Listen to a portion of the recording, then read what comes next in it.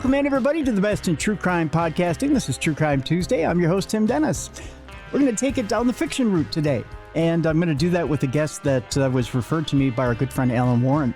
And he always refers me to these wonderful guests that are distinguished, that have these great histories and great books out there. And Alan's thrown me a fish I could never land, ladies and gentlemen. Today we have Royce Wilson with us, a distinguished author of many, many books out there, and I know you know him. He's new to my vision in my world.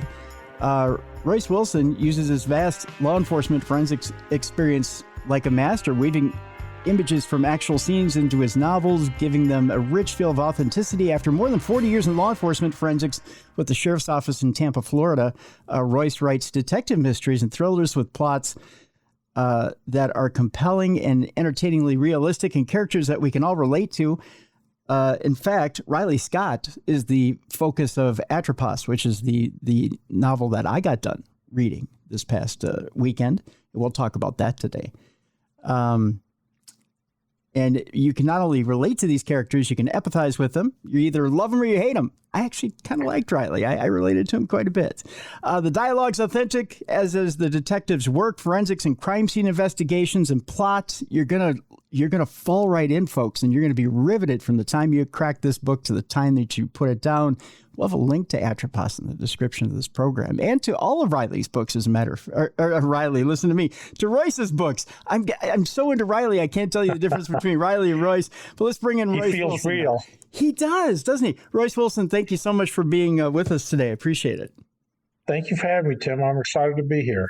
I'm excited to have you. Let's talk about you first, then we'll jump into Atropos, because again, I'm excited to talk about the book. It was a fascinating read and a great read at that. Thank you. Tell me about you personally, about your love of the law. When did it come about? When did you decide that you wanted to be on the right side of the law and that you wanted to work for law enforcement? Well, I actually stumbled my way into the career, Tim. I got out of the Army. A couple of months later, I was looking for work. I found out about a trainee position for a crime scene investigator with the Tampa Police Department.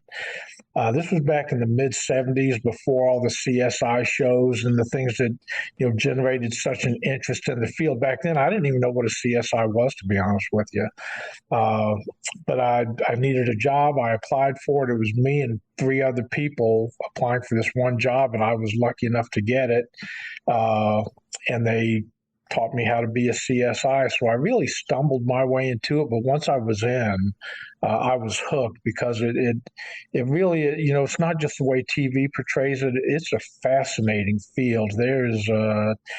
You'll see things and experience things that, the average guy is not going to get a chance to see or experience. So I got lucky. I got lucky in life, and then, one year led to the next year, which led to the next year. And before you know it, I had a career that had built up around me, and I saw it through to the bitter end.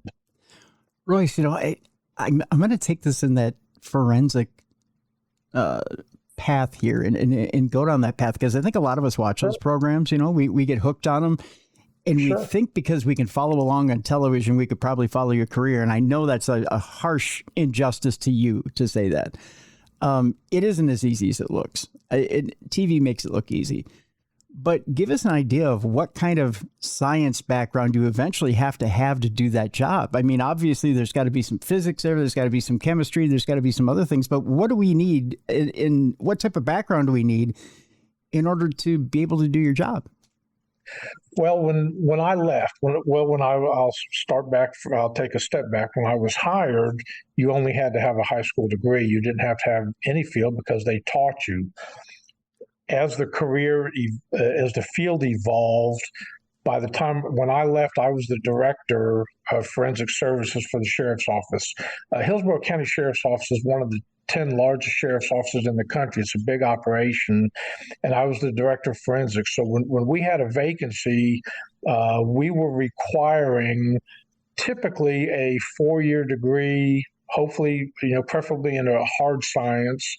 And we also wanted you to have some experience. So typically, the applicant would get a job at a smaller agency where they could get in without the experience, and they would get trained up, and then they would apply at larger agencies, which is how we got most of our people. So the degree that you have to have can vary. You could have a degree in criminal justice, which has nothing to do with science, it's just a criminal justice degree. Or you could have a bachelor's degree in biology, a hard science, and that would qualify you. The main thing that we want is good instincts. We want people that can go to a crime scene, and I'll talk in terms of a murder scene, because a murder scene is really where you pull out all the stops. You're going to work a murder scene a lot differently than you're going to work a stolen auto. Okay. People don't like to hear that when they have their car stolen, but that's just a cold hard fact. We work a murder scene harder with more stuff than we do a stolen auto. So if you go to a murder scene, first off, there's no book of how to process this scene, where a light shines down from heaven on this book and you grab it and flip the page over to, there's nothing like that to tell you how to process a scene.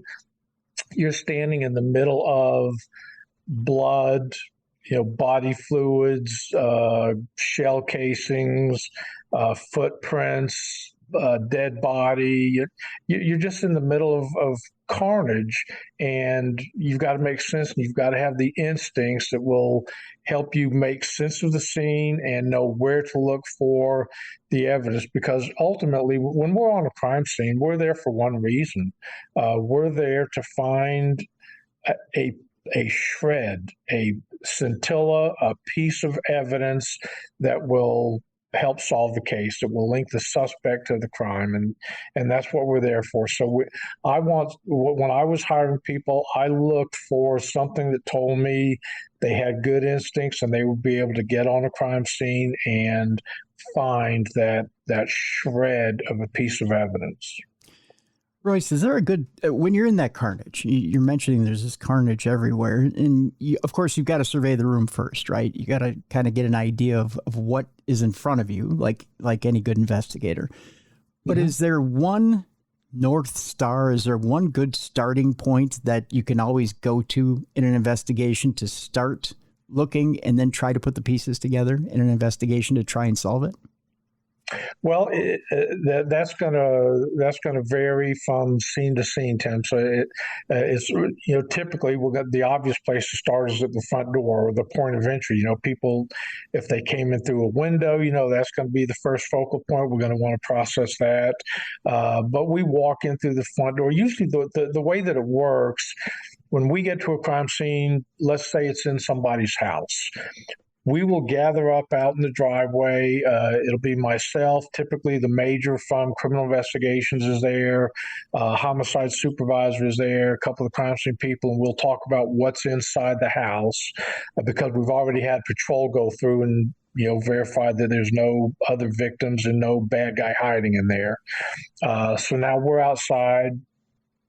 Let's say there's no search warrant issue, so we're ready to go, and we'll figure out who's going to go through, and we'll do what we call a walkthrough, and it would be typically myself, one or two of my crime scene investigators, one or two detectives, and we would walk through the house and assess where the evidence is, where the crime occurred, if it's all isolated to the living room, is there a bedroom involved, what have you, and we'll figure out what our first step is going to be, which is typically photographing the crime scene. We want to make sure that we document what the scene looked like when we got there.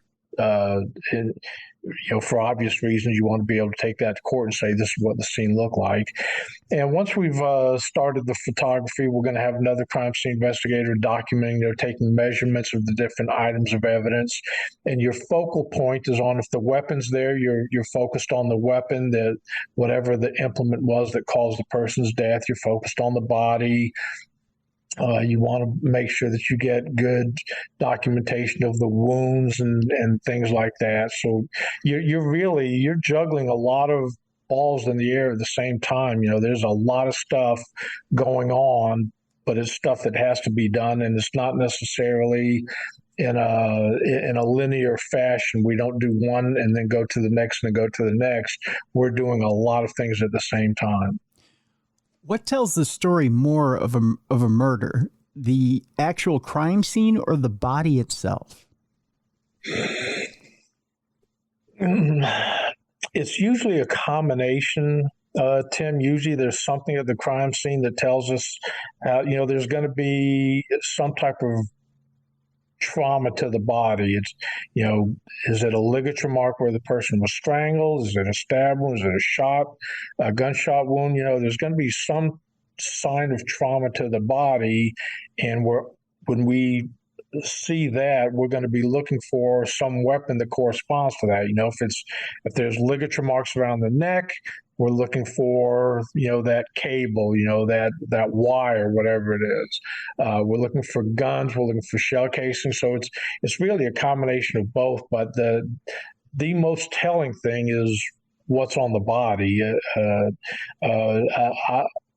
There's one scene that comes immediately to mind where we thought the person was stabbed, so we were looking for a knife, and turned out they were shot.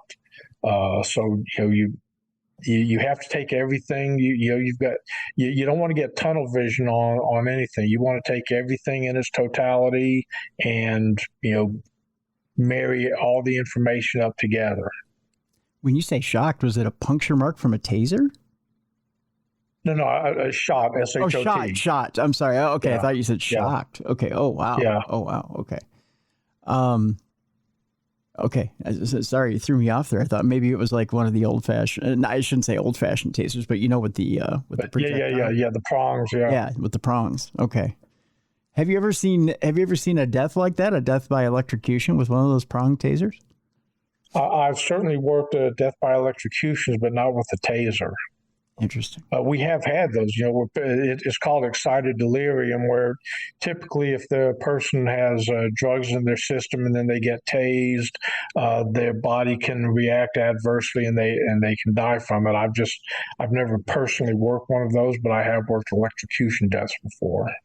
In your opinion, I know this is getting a little grisly here, Royce, but in your opinion, what do you, from being a forensic specialist, what do you think is the most grisly way to go? I mean, I know once we're gone, we probably don't feel it, but what is the most grisly way to go in your opinion? Pit bull with age latching on to you. The way that I would hate to go most, Tim, would be by fire. I've worked a lot of fire death scenes, and I've worked scenes where people have languished in the hospital for several days after being burned before they mercifully died. But it's just such a painful existence, the last, seconds or days of your life to burn. But in my career, I think I've seen somebody killed every way they can be killed. And, sometimes death coming is merciful, when you're suffering. Yeah. I as much as I see, not only in fiction, but in true crime, in both genres, different ways that people are expired or unalived is the new way that kids say it now. I can't stand seeing that, by the way. Yeah, that murdered. That's just we'll call it what it is. When you see that, you say, okay, it maybe a gunshot to the head is probably the easiest way to go. And then you look at some of the horrific ways that people could go. I would think being hit by a train and dragged has got to be one of the worst ways as well. Oh, I can tell you, especially if you live for a while with that. Yeah. I've worked a few scenes like that where somebody was hit by a train and dragged. That is not a pretty sight at all. You've got different body parts strewn along the railroad track, sometimes for 100 yards. Yeah, there's just different scenarios I would never want to be in. And I mean, my audience knows this, Royce. I've got broken neck, broken back. I've got Charcot foot. I've got different areas of my body that are in extreme pain, but I can't imagine the elevated pain that you would be in some of those scenarios. Yeah. Yeah, I've worked bodies that were killed by alligators before. That's got to be a horrific thing because you know what's happening to you. Yeah. Because you're not just instantly dead. There's this reptile has latched onto you, and you're out in the middle of a river or a lake or something like that. If it's a big gator, there's no getting away from it, and what's going to happen to you. What's behind door number 3. You're going to be eaten by an alligator. That's got to be a horrible way to go. Alligators and shark attacks, to me, seem like they'd just be. Yeah. Alligator bites, surprisingly, alligator bites don't look much different than stab wounds. Really? On the body, yeah. If you recover like a torso that's had an alligator clamped down on it, it looks like a number of stab wounds. They're unique stab wounds, but it doesn't. There's no like ripping and tearing, like you would expect. It's like the person had been stabbed a bunch of times. Oh. But the amount of times, because a gator will roll you, and then of course it's going to clamp down, and it'll continue to clamp down, and with the amount of teeth there, that's multiple stab wounds at the same time, though, over and over again. Right, and with a great deal of force. Now it will rip and pull and tear flesh loose and swallow it whole. They do that, but if you recover a body part that had an alligator clamped down on it, it looks like stab wounds. Oh. And then at that point it's the blood loss you're gonna die from. It's not from the actual trauma. Yeah. There's going to be a bloodletting for sure. There's no doubt. You're not long for this world when you're out in the middle of a lake and an alligator clamps down on you if there's nobody there to save you. Wow. I do have to ask you this I know I'm asking some morbid questions here, but of course I'm asking this as someone who's writing crime novels. When you're talking about when you're writing a villain and you want to get rid of a body, what are some of the more ingenious or inventive ways that you think of for your villains to get rid of a body? Well, typically in my stories, I don't have my guys generally get rid of the body. They just I've had them do some things to the person.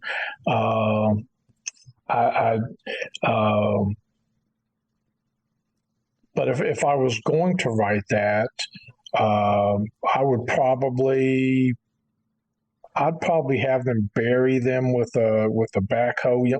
We worked. I don't know if it made the news up in Minneapolis, but when I was still at the sheriff's office, we worked a case where this guy had won the lottery, and he was murdered for his money. It's a long story.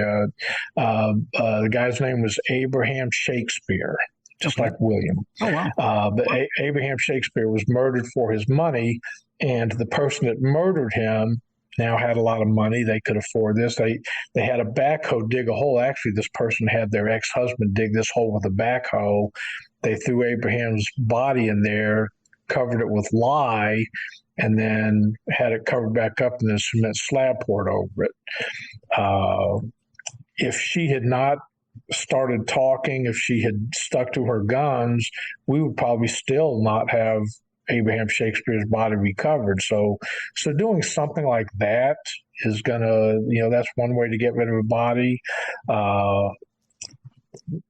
I've worked a lot of scenes where bad guys have burned their victim's body in a fire pit, and we always recover bones.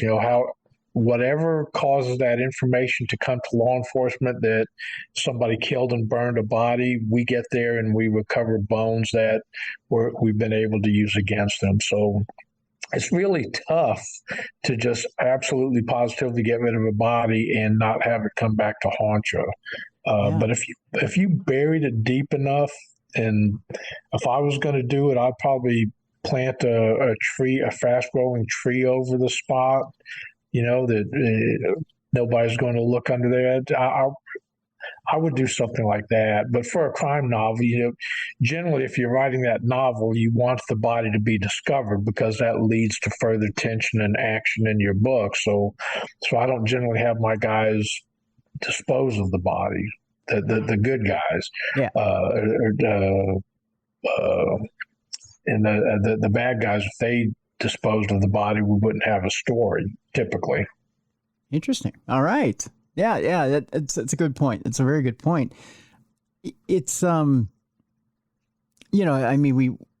the closest one I can come up with here in Minnesota that would be known nationally is the Jacob Wetterling disappearance and the difficulty they had digging in northern Minnesota trying to find remains for him once the suspect had confessed to it.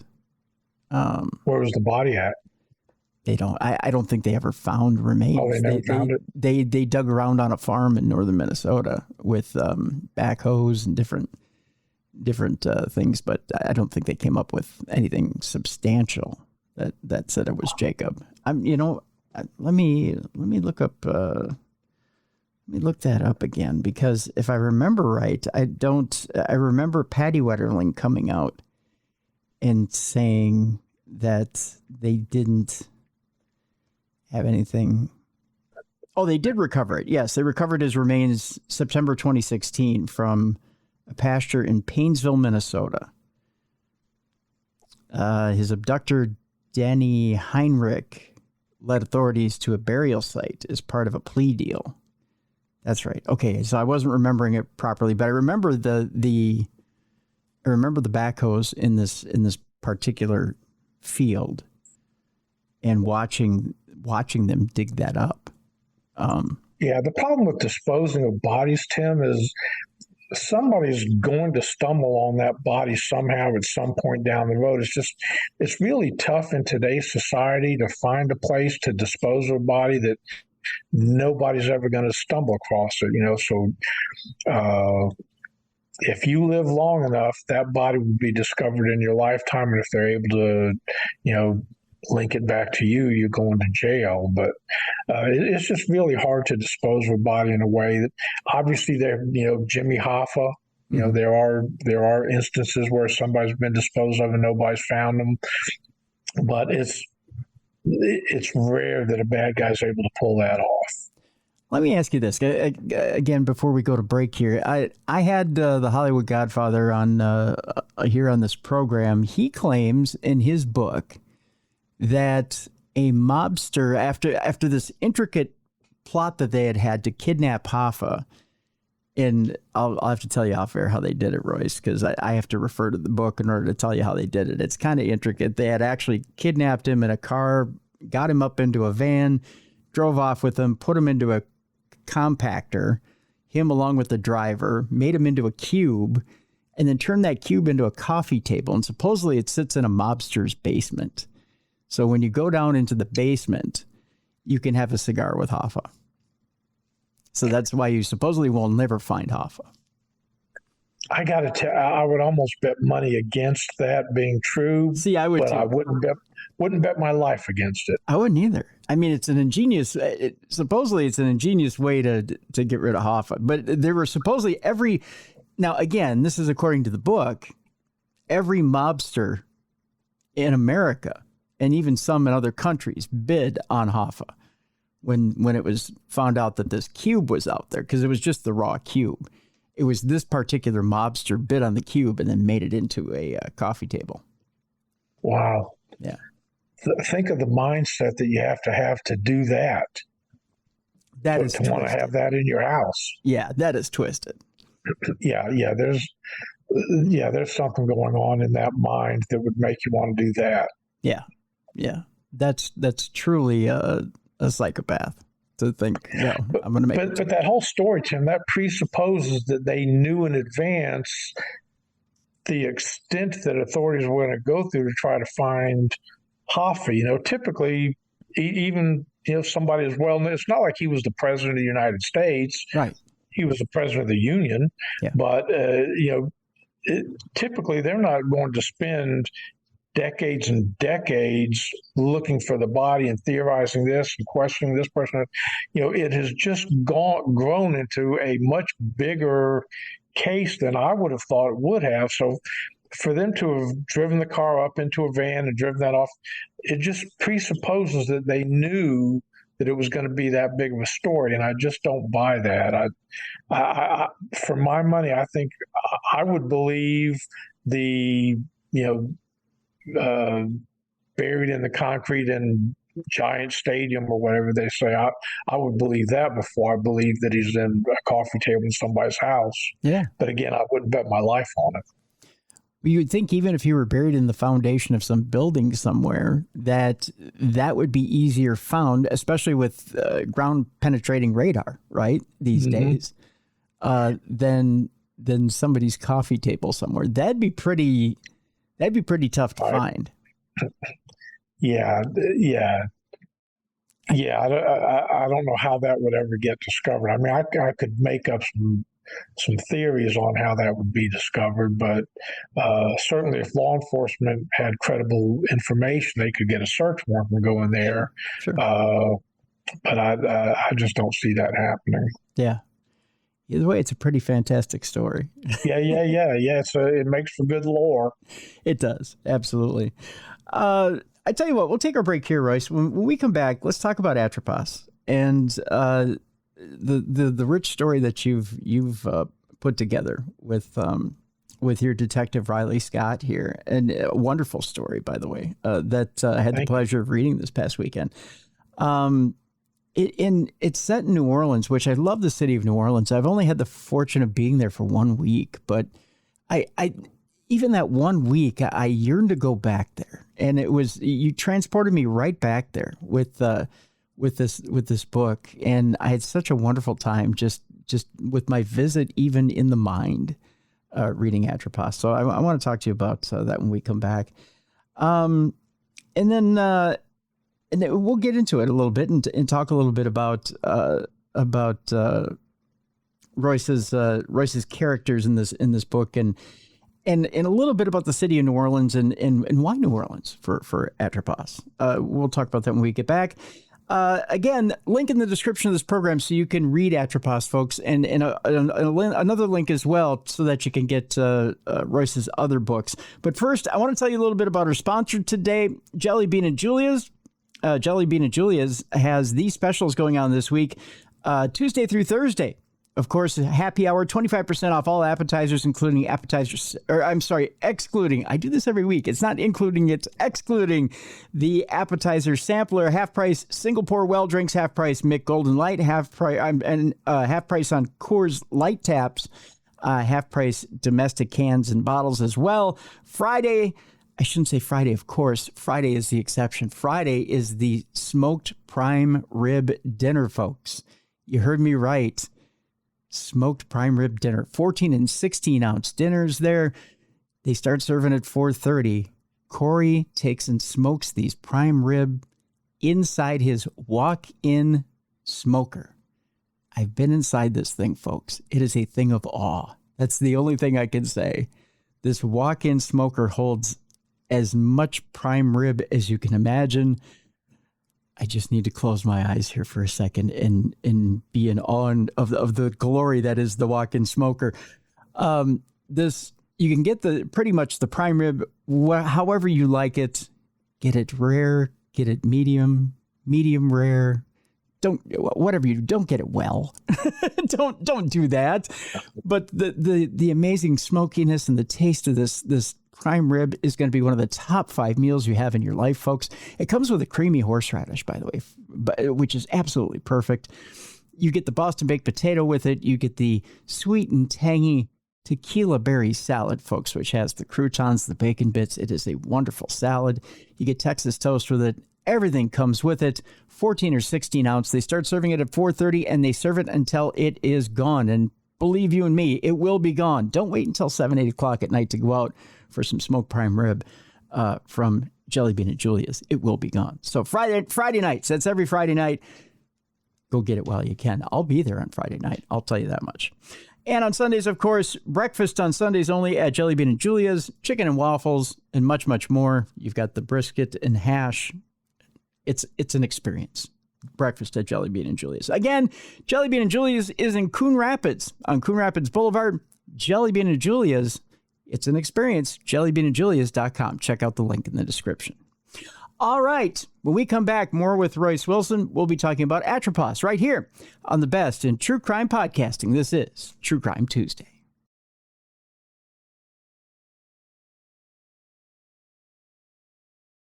Welcome back to the best in true crime podcasting. This is True Crime Tuesday. I'm your host, Tim Dennis. My guest is Royce Wilson. The book we're talking about today is Atropos, which is available right now in the link in the description of this program. Let's jump into it, Royce. Let's talk about Riley Scott, and who is the detective, the main detective in this wonderful book. Give us a little background on Riley, because he is the focus on a lot of your different books. Tell us what kind of a detective and what kind of man Riley Scott is as we come into Atropos.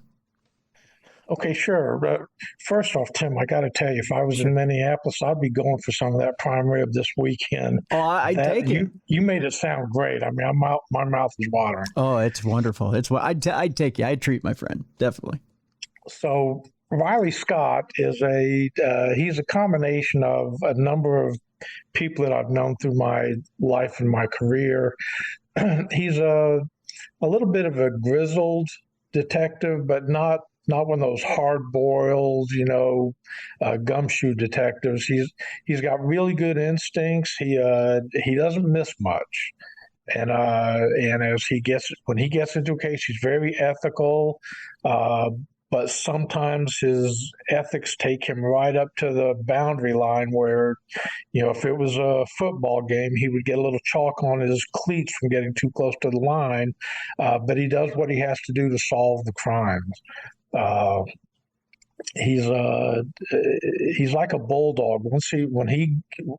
When he gets his teeth into you, he's not letting go. He's going to, obviously it wouldn't be a good book if he didn't solve the case, but he's just very smart, very ethical guy, and he guesses correctly a lot of times. Now, Tim, you had mentioned New Orleans, and Atropos doesn't really, the story Atropos isn't, it takes place in Tampa, but there is a connection to New Orleans in that another book of mine called Those Who Stand Accused, and I don't want to spoil anything, but in the book Those Who Stand Accused, that takes place a great deal in New Orleans. And if you read Atropos, where the case gets solved, it's about a serial killer, obviously. The case gets solved in Atropos, and 3 years later, as the case is getting ready to go to trial for who Riley Scott arrested in Atropos, 3 years later, that case is going to trial on Monday. And over the weekend, there's a murder in the same exact apartment with the victim killed the same exact way as one of Atropos's victims. So that's the story of Those Who Stand Accused. So, and that does take place a great deal in New Orleans. And you had asked why New Orleans is. It's just New Orleans is such a rich city, and there's just so much life and culture there. I haven't been there as often as I would like to, but I've probably been there 6 or 8 times in my life. My wife and I just went there for our anniversary in April. Oh, congratulations. I mean, thank you. The food is just amazing. I don't know if you're congratulating me for being married for that long or for having good food, but both. I'll take it. I'll take it either way because I do like my food. But yeah, New Orleans it's a fascinating city, and it's, Tampa and New Orleans share a lot of the same type of culture. So I just thought it was a natural connection to use those two. One of the And again, we're not really a spoilery show, but I find it interesting that you also managed to fold in a little bit of the supernatural with it, and we do a paranormal show here as well. You do mention a bit of the supernatural side of New Orleans, which I won't say how or why or how it comes into the that part of it, but does that is that a part of your life? Have you run across that in New Orleans as well?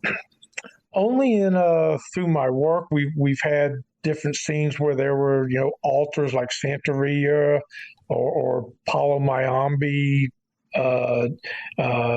altars set up in people's houses, and where there was a murder, and we've had to go in and figure out if that was connected to the murder, that kind of thing. But typically, it's not. I mean, but there's people associate a lot of that kind of stuff with witchcraft and that kind of culture. Mm-hmm. But it doesn't really drive the book. It was really just something that Riley Scott had to work his way through when he was in New Orleans. He was kind of thrust into it a little bit, and his life was indirectly threatened through that area. I'll leave it at that. Have you ever had to, on a case of your own, have you ever had to consult with a shaman or priest to figure out what exactly was being threatened to a particular person through some sort of message being left with them? No, I've never had to consult with anybody. In the forensics field, we wouldn't have, but there have been. I'll give you an example, Tim, of how that stuff can throw you off. We had a female that had gone missing, and she had been missing for a couple of weeks, and we had her description was blasted all over the news, and we got a call that somebody had found a head in a plastic bag down by a canal, and they said it matches the description of this woman. So we went out there. This is not going to be flattering for the woman, but we went out, and it was a goat head. Ooh. And the color of the hair looked like her color hair. So we theorized that it was somebody that was using that for one of those, Santeria or Palo Mayombe, one of their ceremonies where they kill goats and that kind of stuff. So it can make you scratch your head and say, what the heck is going on here? But it was really nothing more than somebody using it for a ceremony and then discarding the body part. Wow. Yeah, you're right. It wouldn't be flattering for her at all. Yeah. But still, that's kind of disturbing to come across, right? When you go to pick up a head. Yeah. A goat head. Yeah, we worked scenes before where we found bones and we thought that it was like human bones, and it turned out to be cow or dog or something else. But we've also found human bones that way also. When you come across something like that, and I know this is just my own morbid curiosity, it's probably the rest of my audience is going, why would you ask that question? What do you do with something like that? Is it something where you have to just dispose of it properly and move on, or what do you do with it? Well, you work the scene. You try to find it. A lot of times when you find bones like that, so somebody was out hiking and they stumbled across it, or we've had a couple of times, believe it or not, where a dog has brought bones back to their home, to their master, and their owner saw it and said, oh my gosh, that looks like a human leg, and it was. We've had that a couple of times. So then you've got to try to encourage the dog to go back to where he found it, so we know where the rest of the bones are. But you have to work it like a crime scene. Sometimes it's a homeless person that was just out in the woods drinking and they died and then decomposed and got to that point. But sometimes, it could be a murder where the body was dumped back there. So you have to work it like it's a scene. But when you're done with it, the remains, the bones, are turned over to the medical examiner. and the medical examiner disposes of them. What happens, like, say, with the goat head, when you find something like a goat head, or if you find animal remains? How do you dispose of those? The medical examiner would take that back with him and incinerate it. Okay. Yeah, I just, to me, especially things that are used for like animal sacrifice or whatnot. It's, to me, I've always wondered what do you do with that when you're done. So, well, typically, and most people don't realize this, and I'm sure it's the same in probably every jurisdiction across the country, but I can certainly say in Hillsborough County, the crime scene is our jurisdiction, meaning the sheriff's office. The crime scene is the sheriff's office jurisdiction, but the body in the crime scene is the medical examiner's jurisdiction. okay. So they control what happens. That's why it drives me nuts when I watch a movie and you see the detectives go into, there's a dead body and the detectives start going through their pocket or, looking in their mouth or, we don't do that. We have to wait for the medical examiner to show up for them to do that kind of stuff. We can do what we want with the scene, but when it comes to touching the body, that's entirely up to the medical examiner to do that. So the body is theirs.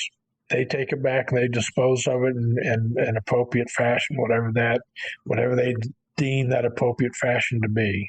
Okay, interesting. Getting back to Atropos.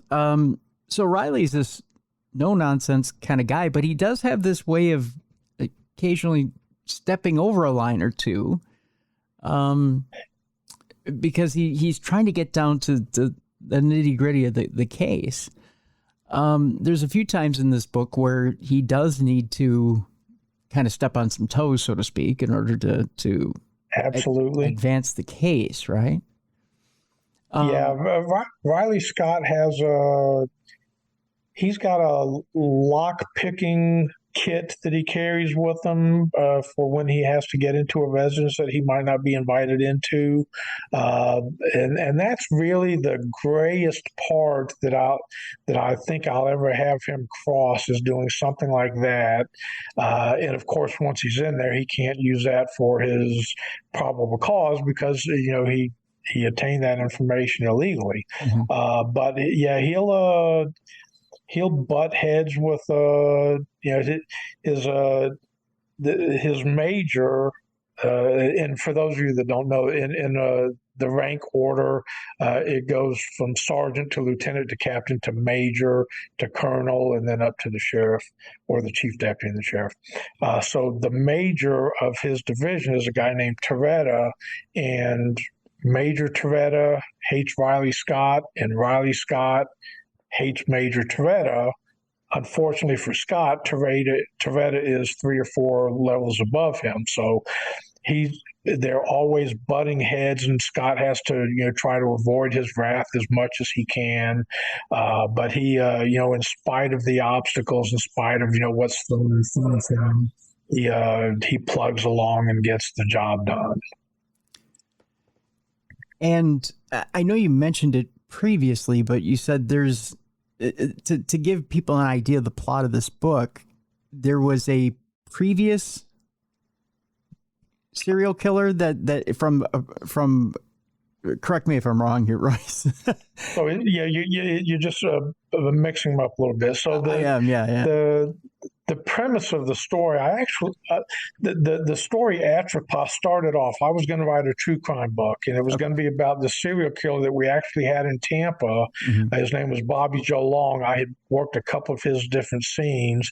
Bobby Joe Long killed 10 different women in and around Hillsborough County in Tampa. Okay. So I was going to write a true crime book about Bobby Joe Long, and I got into it. And I said, I'm going to turn this into a novel. So that I had to change a few things, to make it, fiction. And I just had my serial killer going through killing, and I won't tell what their motive is because that's part of the ending. Yep. But I have the serial killer killing their victims, a number of victims in Tampa. Riley Scott figures out who did it, makes the arrest, and that ends Atropos. Then I believe it was my fifth or sixth Riley Scott novel was a book called Those Who Stand Accused, and that picks up where Atropos ends with the arrest, and Those Who Stand Accused, that opens up with a murder being committed exactly like one of the murders from Atropos in the exact same apartment, which puts the heat on Scott to solve it, because that case is going to trial on Monday. The Atropos murder is going to trial on Monday, and that murder occurs on the weekend, exactly like the Atropos murder. So now, of course, the defense attorney is going to be screaming, they arrested the wrong person, from the Atropos murders. The killer's still out there, so Scott has to now solve that. So let me ask you this then, Royce. Are you ever going to go back and do the true crime book about the serial killer in Tampa? I might. There's a couple of, I know there's one serial killer that an investigation I was involved in forensically, that you can read any book you want. My name is mentioned in one of the books called The Gainesville Slasher. I don't know if you ever heard of it. The guy's name was Danny Harold Rowling. He killed the 5 students at the University of Florida. Okay. So that's a totally different jurisdiction than ours. That's the Alachua County Sheriff's Office and the Gainesville PD and the University of Florida Police Department. That's who worked that, as did the Florida Department of Law Enforcement. Well, my jurisdiction got involved in what turned out to be a significant way, and I don't know how much time we've got. If you want me to go in. Yeah, go ahead. We've got a few minutes. Yeah. So we've got this guy, this unknown person that's killing these students, and it turns out to be 5 of them at the University of Florida, and they have no idea who's doing it. Well, at some point, the police, the guy that's doing the killing, his name was Danny Harold Rowling. Rowling commits an armed robbery, and the police chase him into the woods. He gets away, but they come across his camp where he was living in a tent in the woods, and they collected evidence from this encampment from where Rowling was living, but they don't know who he is. He's gone. He's in the wind. So they've got this evidence that they're taking back, processing. They don't know it's connected to the serial murders.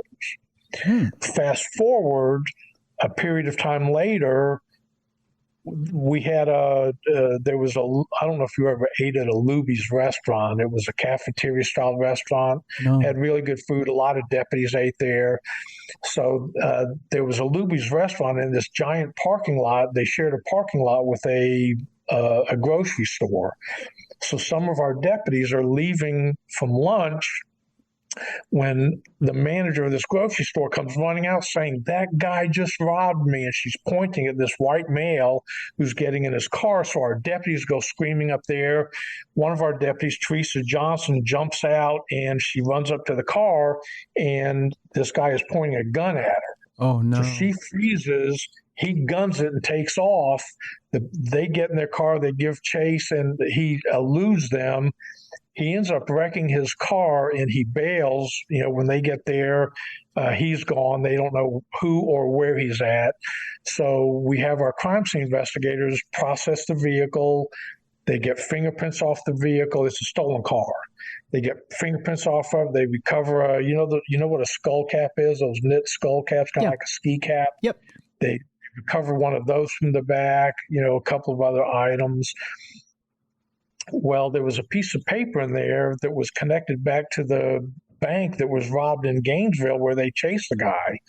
And at this point now, enough time has gone by, they're putting pieces together in Gainesville, and they realize the guy that did this robbery, we think he's our killer. So now we've got this car in Tampa that we've got evidence out of. So as they end up arresting Danny Rowling in Gainesville for the robbery, they've got him in jail, but they can't prove that he's the murderer. They've got DNA from the bodies, but they don't have his DNA, and he ain't giving it up. Well, he has dental work while he's incarcerated. When they take the gauze out of his mouth, when he takes the gauze out of his mouth and throws it away, they swoop in and get that gauze and use that for DNA work. Uh-huh. Well, Well, the prosecutor says you can't do that because it's not abandoned DNA. He had no choice but to throw it away there because he's incarcerated. So they've already matched the DNA. They know it's him. They know he's their serial killer, but they can't take it to court because they couldn't use the gauze. Fast forward again back to my little jurisdiction in Tampa. I've one of my detectives at that point. I was the fingerprint expert. One of the homicide detectives calls me up and says, "Royce, do me a favor. I think this is connected to the Gainesville serial killer and all." And I thought he was just blowing smoke. And I said, "Yeah, whatever." He said, "No, I swear, I think it's the guy." So I do the comparison, and I end up identifying him. 20 or 30 times I identified Danny Rolling's fingerprints on the car. But more important than that was we got hair in that skull cap that we had recovered. And with that hair, we could get a search warrant for Danny Rolling to get his hair. So me and this homicide detective Ryan Garrett, we drove to the Marion County detention facility, and I collected hair. I pulled them off of Danny Rolling's body and I fingerprinted them. We used that hair that I collected to match to the skull cap, and then once law enforcement obtains that hair lawfully, we can share it with other law enforcement. So then we use that hair. We gave that to the people working the Gainesville murders, and they made their DNA match that way. But you'll never read that in any book. So that's a long-winded way of answering your question, Tim. I may do a true crime book about some of the cases that I work like that, just to, as Paul Harvey would say, the rest of the story. So, yeah, I kick that around. Right now, I'm really enjoying the fiction work, the novels that I write. But yeah, when I'm no longer enjoying that, or maybe in my downtime, I might dabble in true crime. That's a great story, in an ingenious way of doing it, because, there are a few ways you could have attacked it, but that was an ingenious way of attacking it. There's the old TV trope of, well, you could have just waited until he went to lunch and tried to get the discarded, whatever he discarded. But he was in prison. He was in prison, and they weren't letting him out. Yeah. So anything they got at that point, it's not abandoned DNA, because he's got no choice but to throw it in that receptacle because he's in prison. He's in jail. Right. So they had to get away around that. Yeah. But that's really a brilliant way of putting it all together. So yeah, wow, fascinating story. Great story, Royce. We're kind of getting to the end of our time here, but Atropos is a great book. And again, there's not too much I can get into without giving away lots of things. Other than he's got an interesting couple of friends on the force that he hangs with that help him out in a sticky situation with one particular villain in the book. There's a scene where his life is tested. That scene alone, I have to give you kudos about, without getting too deep into it here, Royce. That book had me on, or that scene in the book had me on edge. Oh God, good. That's what I aim for. That scene was brilliant, my friend. It's rare that there are scenes that get you riveted to the point where you forget to eat dinner.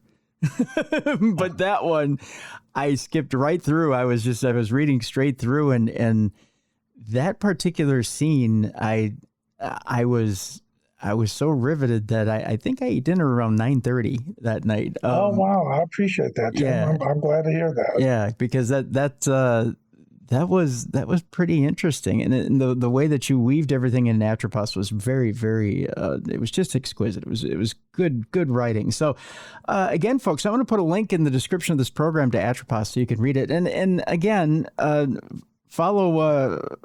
There's Royce has so many books out there, and again, such a wonderful author that you're going to want to read everything that Royce has out there.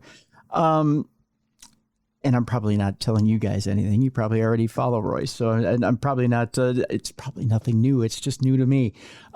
So I sound much like remember Pat Stevens, the character from Saturday Night Live. It's just new to me. Oh yeah. But Royce, I want to thank you so much for being with us today. And again, we'll have to have you back, and because it seems like there's so much more to talk to you about, even between your career and your books. What are we looking at for the future with you? What do you have on tap? Well, I've got I'm always working on something. I think my next book is going to be one of my Preston Hollis thrillers. My next two books, I'm going to have one, Gray Warrior, and another one, Call Me Monster, that I'm really excited about that one. I think Call Me Monster is just going to have the perfect ending. I think Call Me Monster, when people read that, when they turn the last page, I think they'll lean back in their chair and say, "Wow, what a great ending that was." But like I said, I've got 5 books I'm working on. By the time I get through with them, I'm sure I'll have another 4 or 5 that I've developed, and they're in the hopper. Wow. Is there ever with someone as prolific as you and with as many books as you have, is there ever such a thing as writer's block? Not yet, and I'm so happy that there's not, because I guess because I've got so many images and so much information stored away from my career. I just write. It just sometimes it just flows out of me. I have not had writer's block yet. I'm the president of a writers group locally here, and a lot of people in my writers group, that's one of their biggest complaints is writer's block, and I have to scratch my head. I have not yet experienced that, and I hope that you didn't just jinx me. I hope I didn't just jinx me. No. That wasn't my intent. It wasn't my intent. No. I know that. I figured I had to ask the question because it seems like it just rolls so naturally for you. So I just, I mean it. I mean, I can only speak for myself. It seems like the more you do something, the easier it comes, right? It just seems like you open that well, that you open that tap and it just free flows, right? And it's like a faucet sometimes. Yeah. So it just seems like it, the more you do it, it's riding a bike, right? Yeah. So, Royce Wilson, I want to thank you so much for joining us today on True Crime. Tim, I really appreciate you having me. I really do. This was great. Thank you. And if you ever get to Minneapolis, the smoked prime ribs is on me. I got to tell you, brother, that you made it sound delicious, and you're right. I hope nobody ever orders that well done. That's so that's crazy. That would be the worst way. Medium rare or not at all. That's right. Folks, it's time now for us to switch gears. It's time now for us to bring Jessica Freeberg in. It's time now for Dumb Crimes and Stupid Criminals. It's Crayon News story time.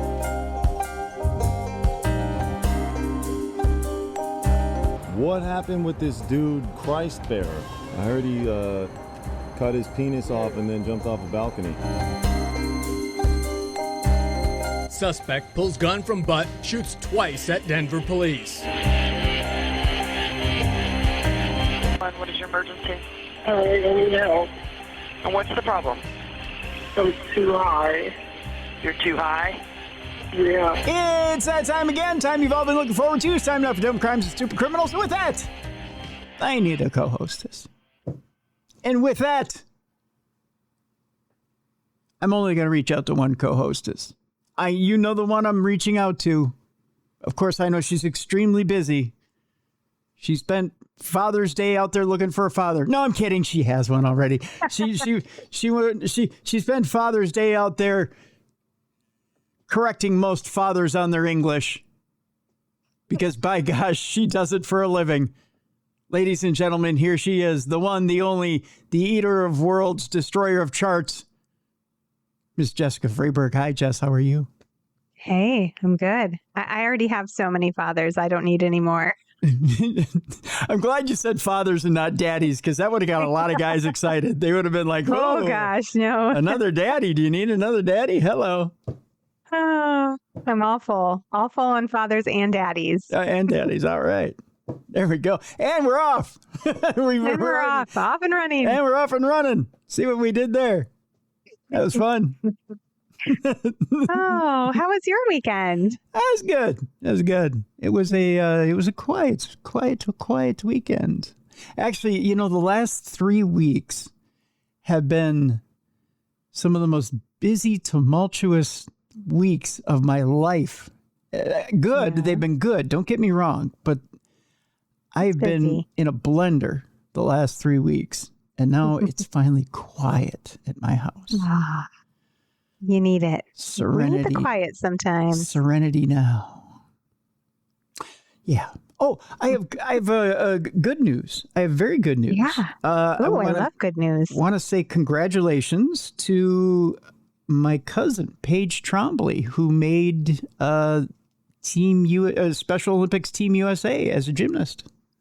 Yay! How exciting! Yeah. So she'll be competing for Special Olympics Team USA in gymnastics. So congratulations, Paige. So cool. Yeah, we're all very, very proud of you. So it's here in town. I mean, you could go. Yeah. Pretty cool, huh? Yeah, that's amazing. Yeah, so we can go out and support her. So yeah, not only that, but she's also, no offense, Jess, but she's an author and she's only got one book coming out. So I mean, yeah, her publisher knows how to handle things evidently. One at a time. Come on, who does that? I know who does it. Else. Who does that nowadays? One book at a time. I mean, come on. But yeah, so yeah, but yeah. Someday she wants to. She's got a whole bunch of goals. There's a movie that Red Baron sponsored called Sword. I may actually try and link up in the description of this program. I'll try to link up the movie so you guys can watch it about the different Special Olympians from Minnesota who were featured, including Paige, who was picked for Team USA. But she's quite inspirational. She's got a lot going on. But yeah. Very cool. Yeah. I love that. That is good news. Yeah. That's about as inspirational as it gets here today, kid. I'll tell you, even the it's all downhill from here. Even the palate cleanser is a little on the naughty side today. So. Oh no. But I figured I just started out inspirational. We go downhill from there. But yeah. We're taking a deep dive. Yeah, we're taking probably into Florida. Yeah, well, there's that too. Yeah. But yeah, so that was really cool news that we got this weekend. So love it. Yeah. So yeah, so congrats, Paige. We're all very happy. All very happy, very pleased. My family's full of overachievers, and then there's me. So that's about as good as it gets. Yep. So. Let's start it off today by going to a state that knows nothing about overachieving. We'll go to Wisconsin. The Florida of the Midwest. Yes, the Florida of the Midwest. And by the way, we're starting it off huge today. Oh, gosh. Because this first story is almost a Darwin Award winner. I can't wait. That's how big this story is, Jess. I wanted to start it off big today. Really, really big today. You might have even seen this one on the news. That's how big this one is. A western Wisconsin man is charged with causing a fire that killed his dad. Now, the way that this fire started, I can't even believe it. Did he do it on purpose? Oh, yeah. Yeah? Yeah. Let me just ask you this, Jess. If you got a little lint on your shirt, they make these little things called rollers, right? Yeah. Yeah, you just normally go get a roller, take the lint off your shirt, maybe take a piece of tape. Sure. Yeah. Easy peasy. Or they make these little things called fingers, right? You just take and you pick the lint off someone's shirt. That'll do it too. Right. Evidently, there's a 32-year-old in western Wisconsin who told police he was trying to burn the lint off his father's T-shirt. What?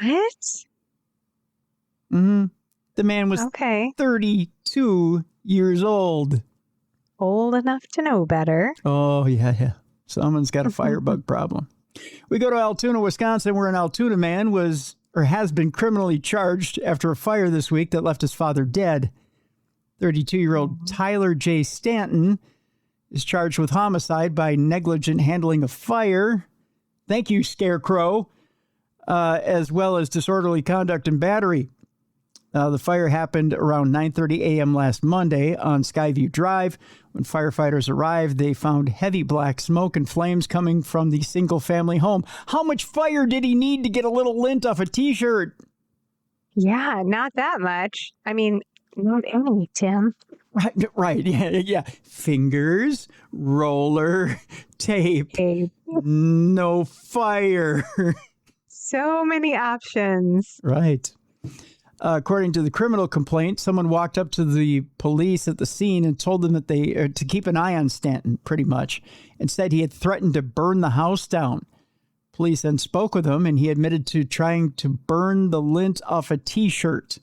He also allegedly told officers he didn't think his dad had survived the fire. During an interview at the police station, Stanton said he and his dad had fought the night before. He also allegedly said he had actually started an empty grocery bag on fire because he was bored. So he's just a little pyro. Yeah, he's got some issues. Huh. Yeah. Court documents say that Stanton tried to wake his dad up when the fire started, and he thought his dad was behind him when he was getting out of the house.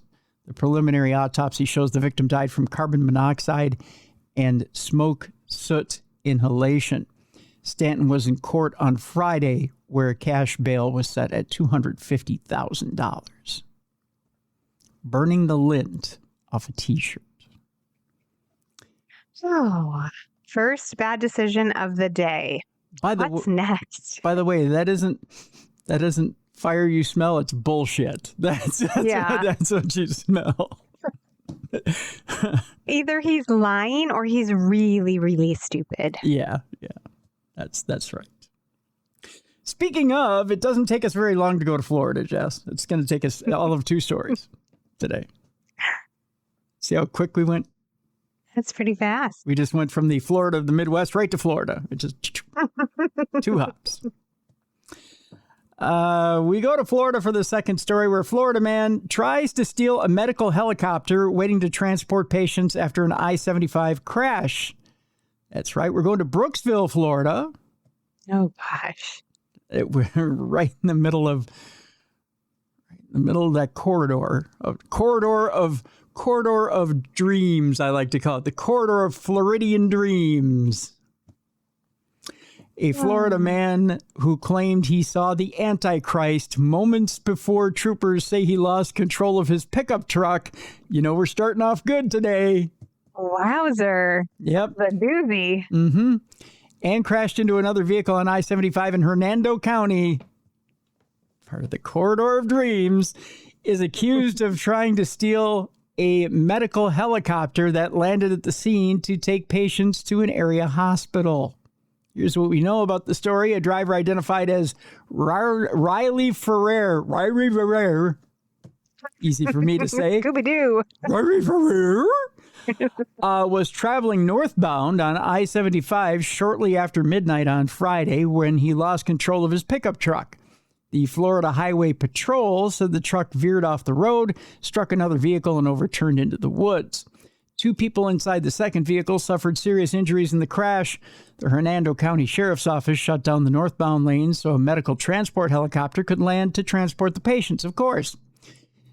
Troopers said that while fire rescue crews prepared the 2 patients for the helicopter, you-know-who, Mr. Ferrer, ran past all first responders at the scene. Kind of like this, a boogity, boogity, boogity, boogity, because, he's been hearing voices. Mm-hmm. According to Florida Highway Patrol, he then attempted to steal the medical helicopter, but was not successful because he's not Hannibal from the A-Team. Because he doesn't know how to fly. Right. Ferrer then told officials he saw the Antichrist moments before he lost control of his pickup truck and crashed. Because, when the devil's sitting next to you in the pickup truck, he's like, hey, you might want to crash over there.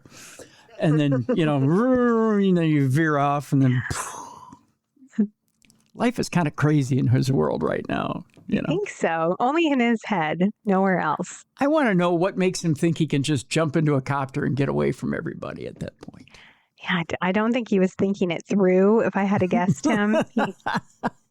Hadn't thought from point A to point B. Troopers placed Ferrer then into a patrol vehicle, which, by the way, I would never go willingly into a patrol vehicle because that's where the Antichrist is going to catch up with you. I mean, you're locked in, right? Don't let him catch you in a patrol vehicle. I would just keep running. I mean, if I don't get the copter, this is like Grand Theft Auto. If you don't get the copter, then you run on to find a biplane so you can get into the water or into the air, one or the other. Or just run and jump into a body of water like the guy last week at the Gators. That's right. Take your chance with the Gators if the Antichrist, because it's either death by Antichrist or Gators at that point. You know, Jess, I sound nuts right now, don't I? Oh, a little bit. A little bit. But I got it planned out. I need to take a breath. So troopers tried to place Ferrer into a patrol vehicle and took him to Tampa General Hospital in Brooksville for medical clearance. By the way, if you ever go to Tampa General Hospital in Brooksville, try to find a gun and put a bullet in your own head. That's about how good the treatment is there. I'm just saying, I know of a few people who've been treated there. Yeah. Yeah, it's not great. Just a little Yelp. Or just keep on limping along till you get to the next one. Right. A little Yelp review for you. So they took him there for medical clearance. They said Ferrer refused to walk into the building and had to be physically escorted inside by law enforcement personnel. He's pretty much off his rocker by now. Yeah. Poor guy is totally having a psychotic break. Yeah. Once inside the hospital, Ferrer refused to stay seated, prompting troopers to force him to sit down until local sheriff's deputies arrived. After being medically cleared, he was taken to the Hernando County Detention Center, where officials said he continued to resist detention deputies. Ferrer faces 3 counts of resisting without violence and 1 count of burglary of an occupied conveyance.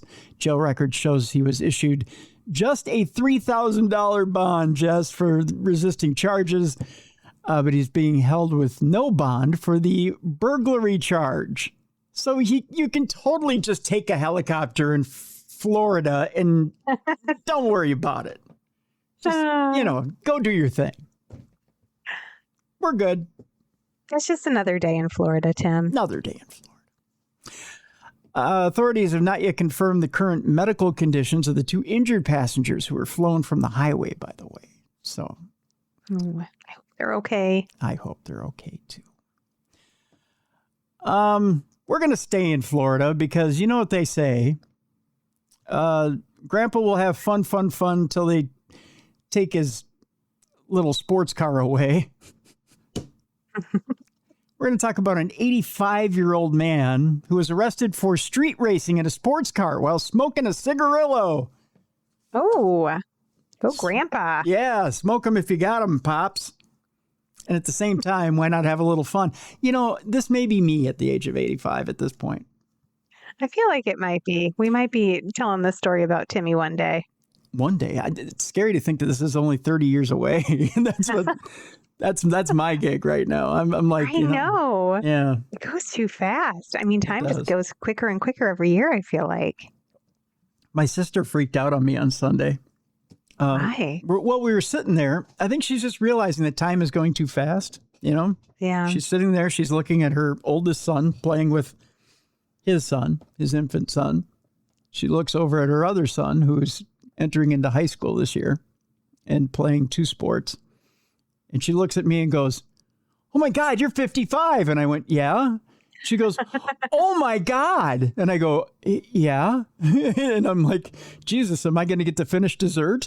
I'm thinking she's going to take. Am I keeling over right here because I'm so old? Well, I'm thinking she's going to take carbs away from me now. Like she's going to, she's going to want me to live a little longer.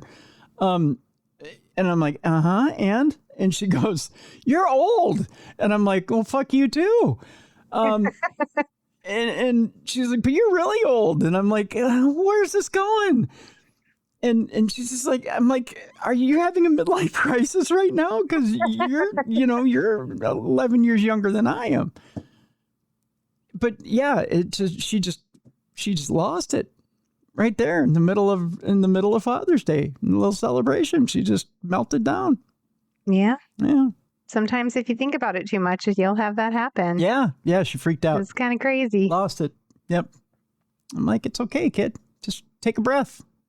Yeah. Have fun. Make the most of it. Yeah. You think you're having a tough time. You're not the oldest here. You know? Yeah. Cradle to grave. We don't have that long, no matter how long we live. Right. So have fun. Think you're having a tough time. Go look at your dad, uncle, and aunt over there. They're, they're racing headlong right at it right now. So, yeah. Anyways, this 85-year-old man arrested for street racing in a sports car while smoking a cigarillo. He knows the best way to go at this, right? I'm impressed. I admire what he's doing here. Hair on fire.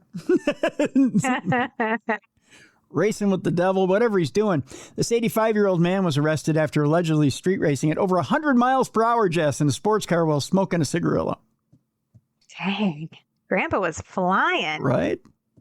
He's like, if I'm going to go, I'm going to go. When confronted, he reportedly told police he was just having a little ride in my favorite car.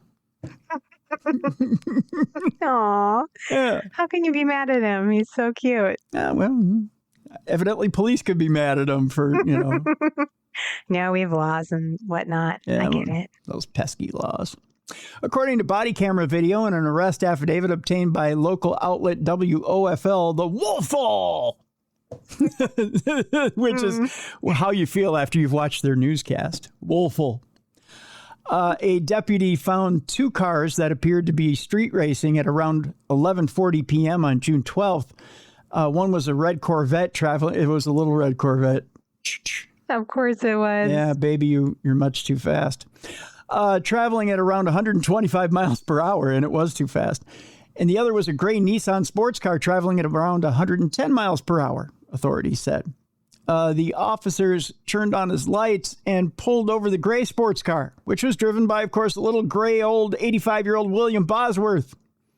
In the body camera video, the officer was heard asking Bosworth if he was street racing, to which he replied, "No, that guy, he swerved at me," Bosworth said, as he was driving fast to get away from him before we caused a problem.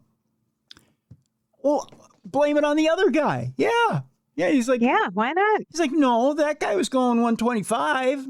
I was just swerving to get away from him, right? I wasn't doing nothing.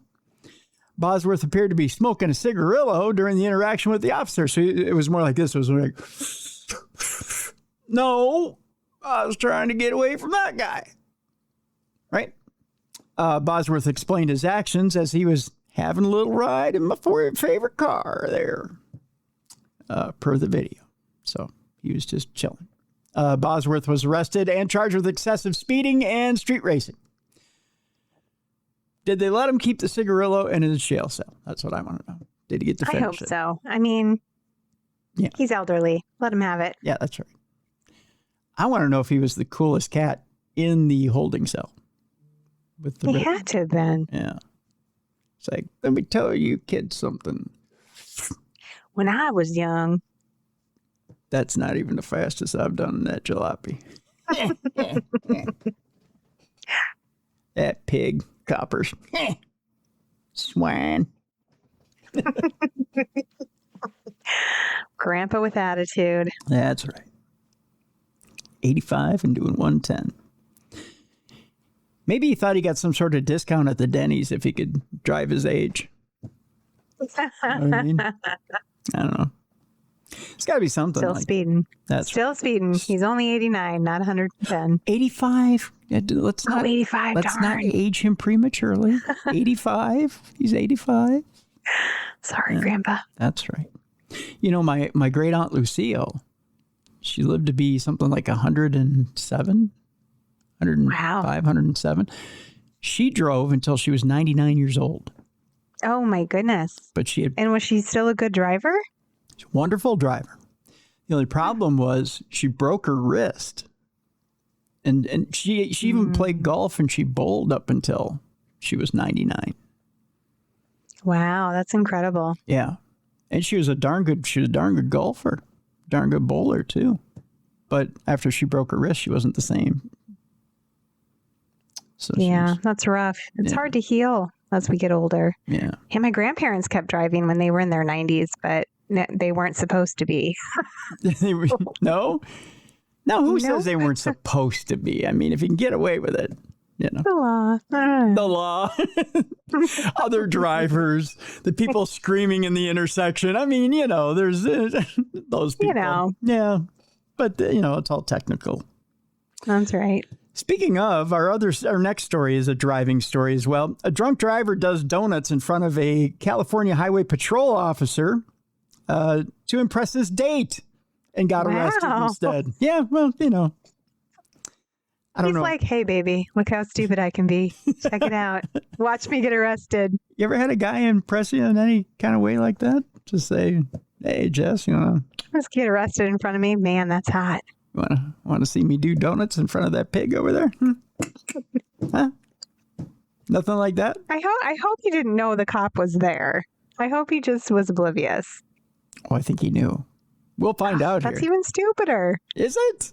I mean, you know, that's not brave at all. There's no air of danger or anything like that. It's not like Braveheart. He'll never take my freedom. And then you go do a donut in front of him. He's like, shit, I was wrong. And then they take him away in cuffs. Yeah. Yeah. No, there's that. There are bad ideas, and then there are catastrophically, almost impressively bad ideas. A driver in South Los Angeles recently managed to combine several of them into a single outing. He was drinking before getting behind the wheel, deciding to show off for a passenger by spinning donuts in a public parking area. That's a really bad idea, especially if you do it in a church. I mean, that's the worst. Yeah. Not saying from experience, but just saying it's the worst. And choosing to do all of this directly in front of a California Highway Patrol officer. As far as self-inflicted, or even an office in front of a California Highway Patrol office, it says here. Oh, that's even stupider. Yeah. Wow. As far as self-inflicted disasters go, this one deserves some kind of recognition. A CHP South LA sergeant was at his desk, like literally sitting at his desk, when something cut through the ambient noise of the building, the unmistakable sound of an engine being pushed hard and tires losing grip. He pulled up the office surveillance feed and found exactly what those sounds promised. A Mercedes sedan was laying down smoke right outside the station, the driver working through a series of donuts as if the CHP parking area was a closed course on a Saturday afternoon. Fun stuff. Oh, gosh. The sergeant made contact with the driver, who offered an explanation that managed to be both completely honest and entirely self-defeating. He was trying to impress this female passenger, he said, and genuinely had not realized he was performing his automotive showcase in front of a police station. Points for transparency, perhaps, but none for situational awareness. A field sobriety test followed, which the driver failed. He was placed under arrest, and his Mercedes was impounded for 30 days under California's exhibition of speed statutes. The date, it is safe to assume, did not go well for that young man. Exhibition of speed charges in California carry real consequences, by the way, fines, license points, and vehicle impoundment. The 30-day impoundment on this Mercedes wasn't a warning, it was the standard penalty. California Vehicle Code 23109 covers speed exhibitions specifically, and the law enforcement treats it seriously, particularly as street-related recklessness remains a persistent problem across Southern California. Whatever model the driver was piloting, it clearly had enough power to generate a satisfying smoke show. That part technically worked. Mercedes sedans are not lacking in the performance department, which makes the whole episode slightly more understandable from a mechanical standpoint, even if no other part of the decision-making holds up. Now, modern law enforcement offices are not exactly surveillance-light environments. Cameras covering entrances, parking areas, and surrounding streets are standard. Choosing to commit a moving violation of this nature within camera range of a CHP station is the kind of oversight that becomes a cautionary tale at briefings for years.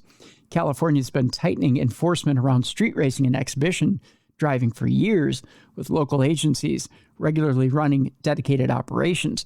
A spontaneous donut session outside a police station is about as likely to go unnoticed as a fireworks display in a library. So in other words, don't try it because chances are you're going to get caught. The car is impounded. The driver's facing charges. And somewhere out there is a passenger with a story she will be telling for a long time. So there is that story there.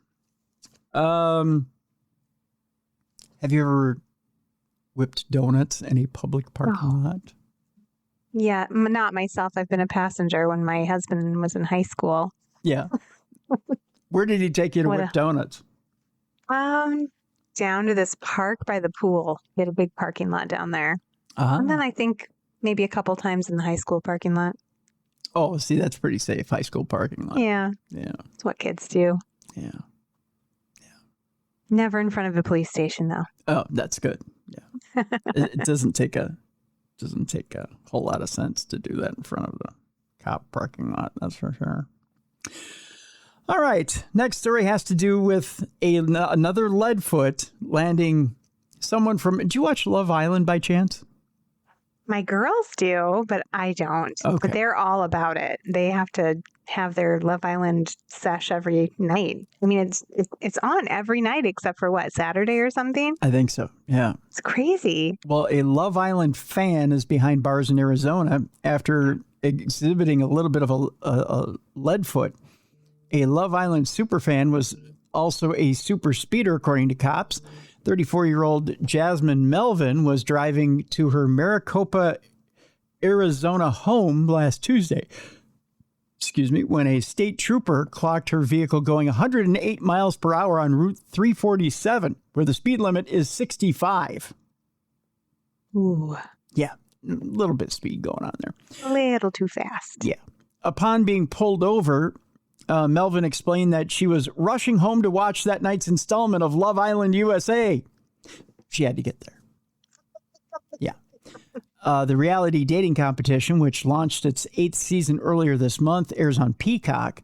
The streaming service describes the show's contestants as a group of sexy singles living in a tropical villa, and you have to get home for it. Just saying. Melvin's vehicle was impounded and went to car jail for 20 days, according to the Arizona Department of Public Safety statement.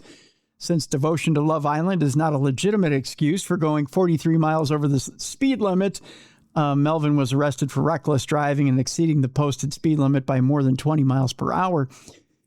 I'll show you a picture of Ms. Melvin. She was booked into I believe it's the Pinal County Jail, from which she was released on June 10th after posting $500 bond. That was it, by the way, for going 43 miles over the speed limit. Yeah. That's not bad. I don't think she made it in time for that.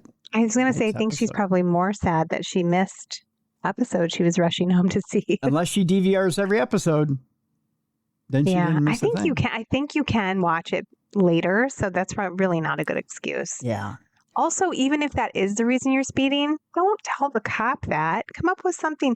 You have explosive diarrhea, like something like that. Yeah, yeah. According to an online court docket, Melvin appeared in justice court earlier this month where she waived her right to counsel and entered a plea, which is not further described. Melvin, by the way, is a Naval Academy graduate. She should know better. Who served a decade as an officer in the Navy's Civil Engineer Corps. So evidently she can't tell a lie. This is her right here. Huh? I mean, thank you for your service, but really, Love Island? Yeah, I can't make better now, though. I mean, there's. She's a veteran. She has all my respect. Yeah, can't say anything bad. Semper Fi, hoorah. No, wait, that's the Marines. But I mean, you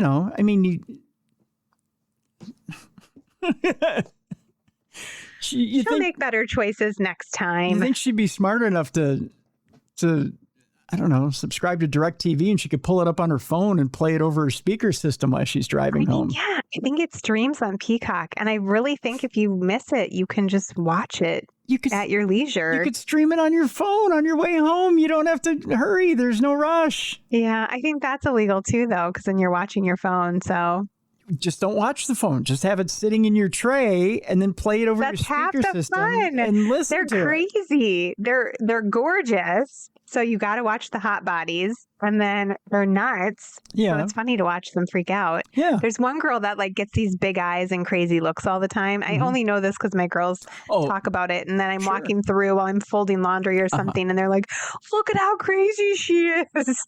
That's what it is, right? Right. Yeah. But you don't watch it at all, Jess. It's a spectacle. I'll watch The Real Housewives, which is probably just as much of a spectacle, just for middle-aged women. Sure. But this coming from the guy who watches pro wrestling, so I can't fault you. Yeah, we all have our vices. We do, and there's nothing wrong with it. We all love a good show. There's nothing wrong with that. Speaking of loving a good show, do you know of anybody who plays pickleball? My girls do. Do they? Like not not on a team or anything, but for fun. Yeah. Do they lose their temper when they play? No. They don't lose it completely? No. Oh, and my mother-in-law does too. Does she lose it? She's pretty aggressive. Oh, good. Okay, yeah. She'll fit into this next story. Yeah, I don't think she loses her temper, but she tries so hard that she's actually really seriously hurt herself. Oh, no, really? Well, looked like she'd been in a fight because she had like a black eye and a bruise on her face. And she's trying to get that ball. She's downright serious, huh? Yeah, they really are. All right, I'm going to show you a picture of someone who got downright felonious during her pickleball game. Here she is right here. The doctor? Yeah, nurse. Oh, okay. Yeah. Here's what happened to her. Are you ready for this? Yeah. 47 years old. Should know better. Yeah. Nurse is charged with a felony for a pickleball rage. What? The accused hit a victim in the face with her paddle. Oh my goodness. Whack. Wow, you could like scar someone. Yeah, those are not light paddles. During a post-game dispute between pickleball players, again, we're going to Florida. A Florida woman repeatedly struck a male victim in the head with her paddle. Not just once, but multiple times. Yeah. Leaving him bloodied and with an injury to his face, according to investigators who have charged the alleged assailant with aggravated battery with a deadly weapon. This happened, by the way, May 31st, and it occurred at the pickleball courts in Treaty Park in St. Augustine, about 40 miles from Jacksonville, and has resulted in the filing of a felony case against Michelle Bannister, that 47-year-old nurse that I showed you. I mean, That's just, wow. She's pretty well preserved for 47, I'll give you that. I mean, yeah, she looks great. Yeah. Apparently, she's a little nuts. Yes. She's nuts about her pickleball, that's for sure. According to court records, during one doubles game that Sunday, a dispute arose between players about the retrieval of a ball. Upon completion of the match, 50-year-old Ron Bannett went to speak with the defendant's son regarding critique of his playing style. I didn't know there was such a thing. Bannett, a Treaty Park regular, is a devoted pickleball player and a member of the Facebook St. Augustine Pickleball Group. Look it up on Facebook. You'll see exactly what we're talking about. Police say that during the course of the beef between Bannett... Oh, by the way, here's a picture of Bannett. I'll show you what he looks like. This is him right here. That's this guy. Okay, that's the guy she beat up? Yep, that's the guy she took a whack at, literally, like a pickleball. He kind of has a head like a pickleball, doesn't he? He was confused. I'd take a swack at him. I might hit him with my paddle.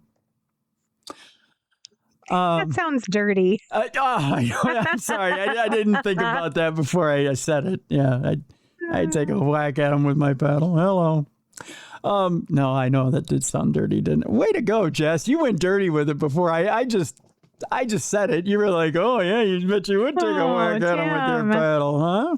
Yes, sick. I blame you. You ruined my brain. I know I have. I've corrupted you. I'm so sorry. You used to be so sweet and innocent before you started doing this used to be so sweet and innocent, and then you just came in here and corrupted me. Now you're like, what's the dirtiest thing you got for me today?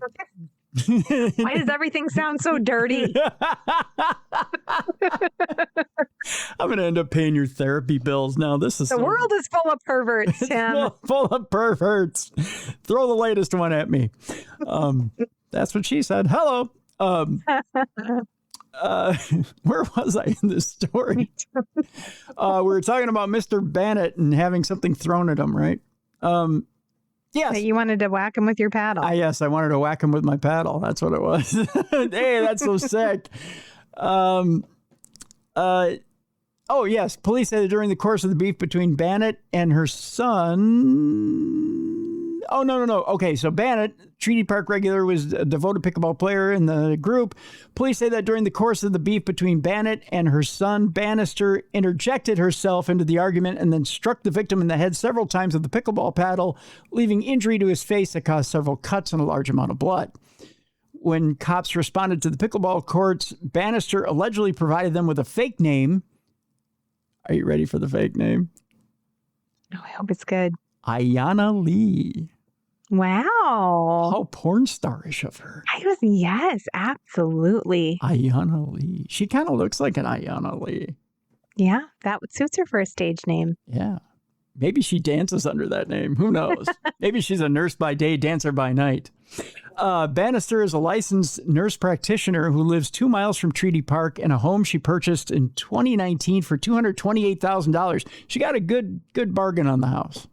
Yeah, that's a great deal. I don't even know why that's in the story, but thanks for telling us that, Smoking Gun. We appreciate it. We're moving there, Tim. That's right. When questioned by police, Bannister claimed she was defending her son. However, officers reported there did not appear to, based on victim and witness statements, to be an imminent threat to life, limb, or propensity of violence about to occur. She just felt like unleashing the paddle, if you know what I mean. Again, another dirty statement by yours truly. Bannister has a master's degree from the University of Alabama, and prior to her nursing career, served in the Marine Corps. Another Marine. It's another member of our services, and we thank you for your service. She was a helicopter mechanic, so she could have helped the guy in the second story get the helicopter off the ground and get him away from the Antichrist. They needed to team up. That's right. An online bio describes her as an active mom who participates in many sports and activities with her children, including whacking strange guys in the head with paddles, and lists her favorite pursuits as traveling, hiking, and playing beach volleyball and pickleball. After being arrested earlier this month, Bannister was named in a June 11th felony information, charging her with aggravated battery and providing cops with a false name. How much, Jess, do you think she got for the packleball whackling? The pickleball whacking. That was hard for me to say. Packleball whackling. Packleball whackling. That sounds like a Harry Potter spell. Where the hell did that come from?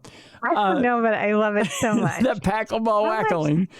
For bond. How much for bond? She's in Florida, right? Right. How much do you think she's free on for that packleball whackling?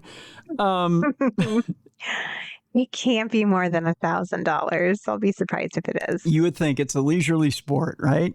Yeah. Do you know they socked her with an $8,000 bond for that? Whoa.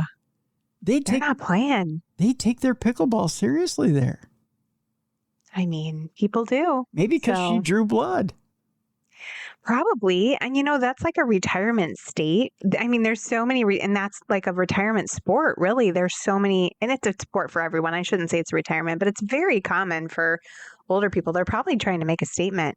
There will be no whackle-ball packling here.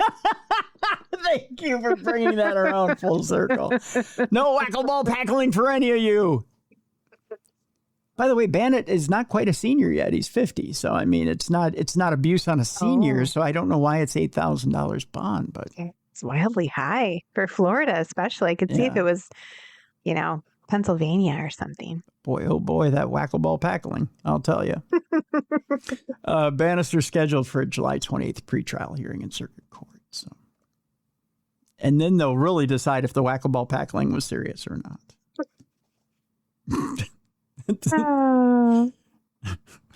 I'm trying to decide if that's a T-shirt idea, the whack-a-ball packling. I feel like it is. And, you have to have a pickleball on it and people eating and bloody. A pickleball. I can't even say words now because you've got them all screwed up in my head. Danger, whack-a-ball packling. I was going to say a whackle, a pickleball whackle. A pickleball whackle. With blood dripping. That's right. Danger, whack-a-ball packling. Now I can't say it the right way because you've ruined my brain. See, look at what you do to me. I'm sorry. I have that effect on women. It's not a good one.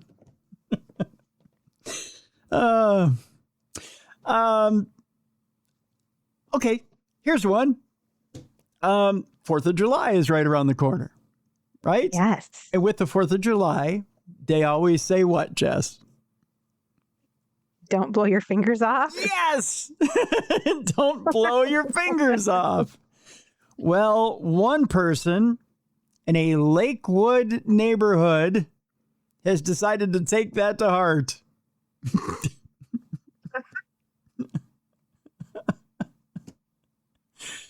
Yes, explosions shook a Lakewood neighborhood after a man experimented with making his own fireworks at home.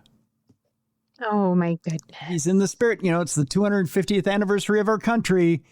So he decided... Just a little gunpowder. Yep. Just the rocket's red glare. He needed to make it himself. Just like our forefathers. Oh, buddy. There's easier ways. There really are. They're called stands. They're on the side of the road. You just go buy your own. Little tents everywhere. That's right. Just go buy them on the side of the road. Don't make your own. A Lakewood man is in serious condition after an explosion inside a backyard detached shop. That's when you know you're in too deep, when you have your own backyard detached shop, where investigators said he was making homemade fireworks and explosive devices. The Pierce County Hazardous Device Squad, or Bomb Squad, was called out by the Lakewood Police Department, along with West Pierce Fire, to a property on the 6100 block of Silicon Boulevard Southwest in Lakewood, according to Pierce County Sheriff's Deputy Carly Capetto.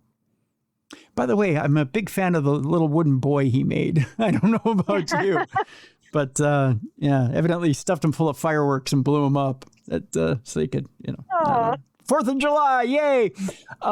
They had found that a 47-year-old male had been making explosive devices in a detached shop on the property when one of his explosive compounds had detonated, and that suspect had been taken to a local hospital in very serious condition, Capetto had said. Kids, don't try that at home, okay? No. What is it with all these 47-year-olds doing crazy things? Right? Midlife crisis, hello. I think, yeah. It's kind of like that. Mom, Dad, guess what I'm going to try at home? No. No. Leave the gunpowder in the shells.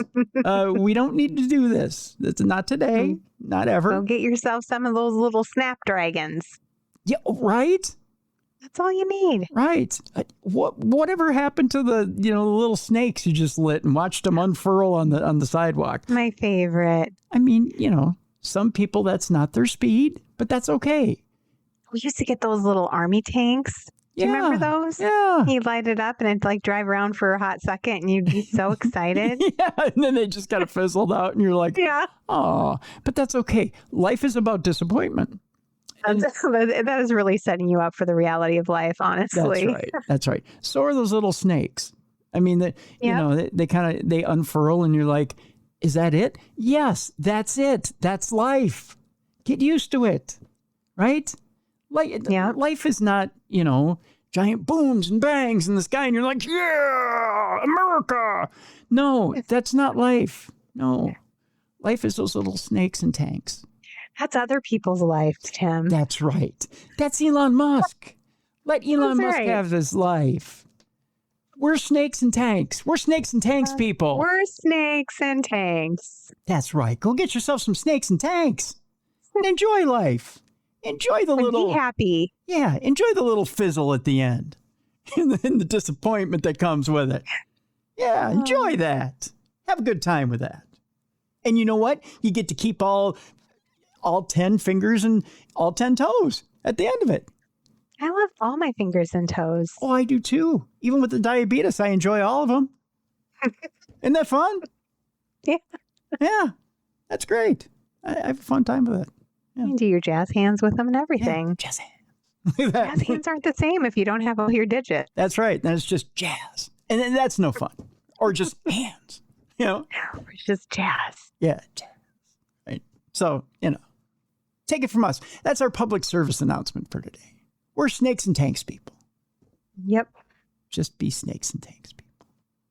See? Wasn't that fun? I feel like that's a t-shirt too. We're just snakes and tanks, people.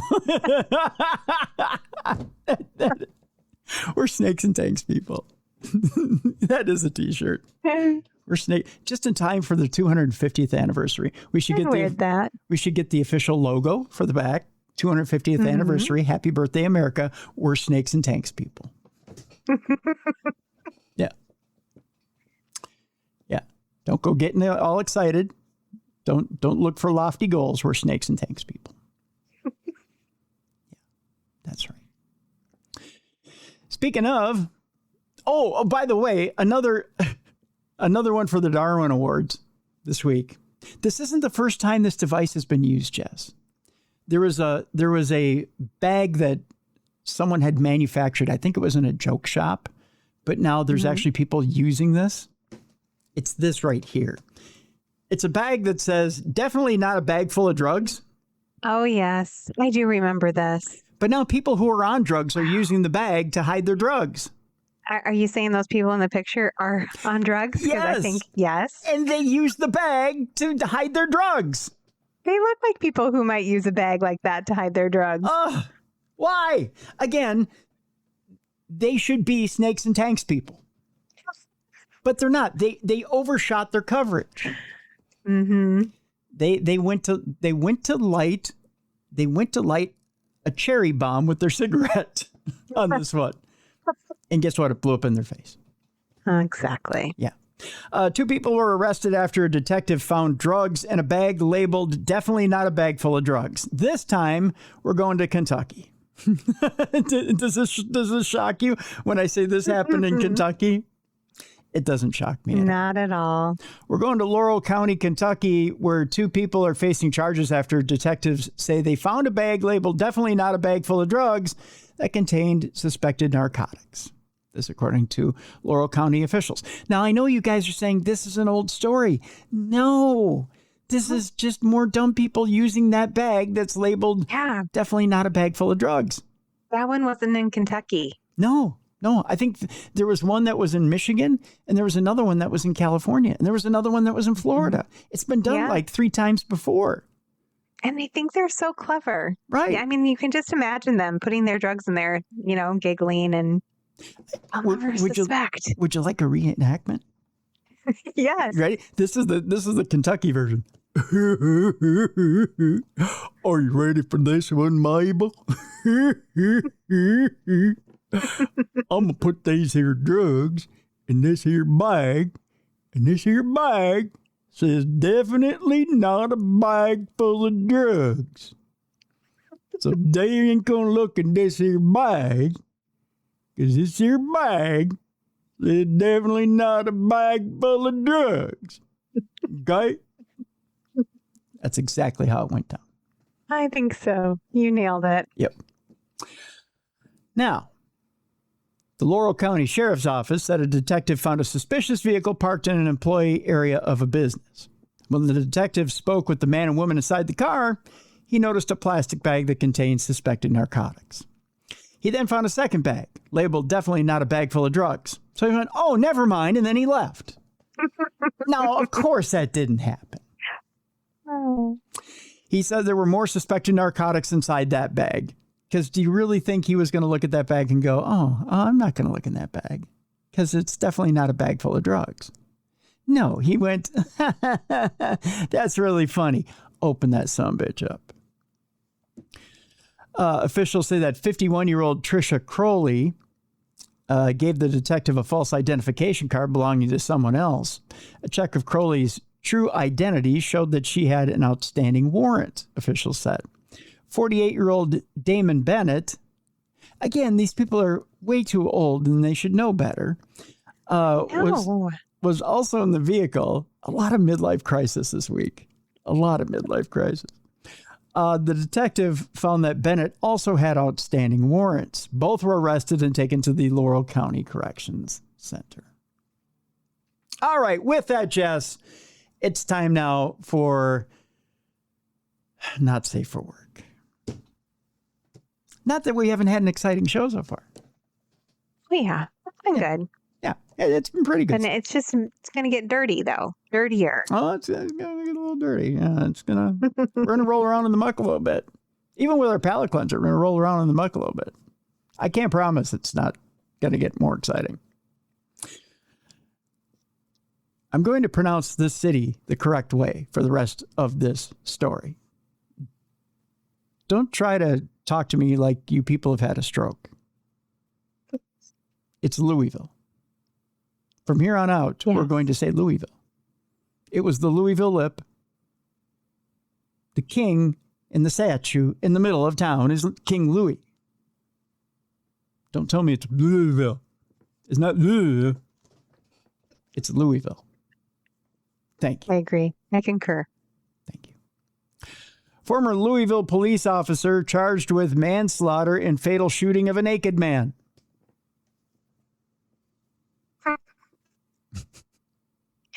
I'm already laughing, and I don't know why. And I have a perfect summary for that. It may not necessarily be a funny story, but I have a perfect summary for why he got shot. Okay. Is he okay? Die? Is he what? Is he okay? Did he die? I'll let you know here in a second. I don't want to laugh if he's dead. Oh, he might be dead. Not laugh now. I just love that you have this uncomfortable laugh that you don't know either way. I know.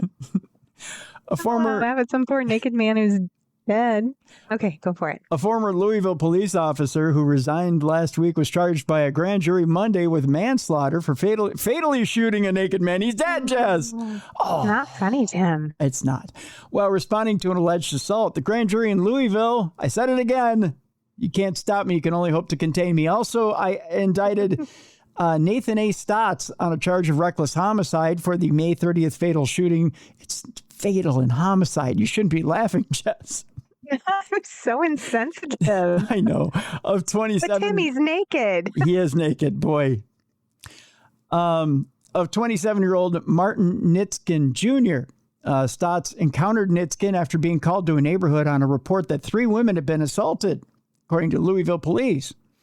Officers were told the suspect had no clothes on and was running down the street. On Stotts' body camera footage released by Louisville police, the officer can be seen with his gun drawn walking towards a nude man sitting in the street. The man gets up and starts moving towards Stotts, who orders him to stop. The man continues to advance, and the officer fires one shot. The man drops to his knees and doesn't move as the video ends. Nitskin was pronounced dead at the scene. Police Chief Paul Humphrey said at a news conference earlier this month that Nitskin was naked, stumbling, and unarmed. Sometimes we have to make decisions to take people's lives, and this was not one of them, Humphrey said. He said he would have rather seen the officer use non-lethal force as the victim advanced towards him. Humphrey signaled that he would fire Stotts after the body camera footage was released earlier this month, but Stotts resigned. He joined the force in 2024.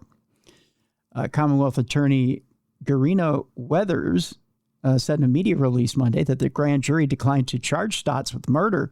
The second-degree manslaughter charge carries a maximum prison sentence of 5 to 10 years, and the reckless homicide charge has a maximum penalty of 1 to 5 years in prison.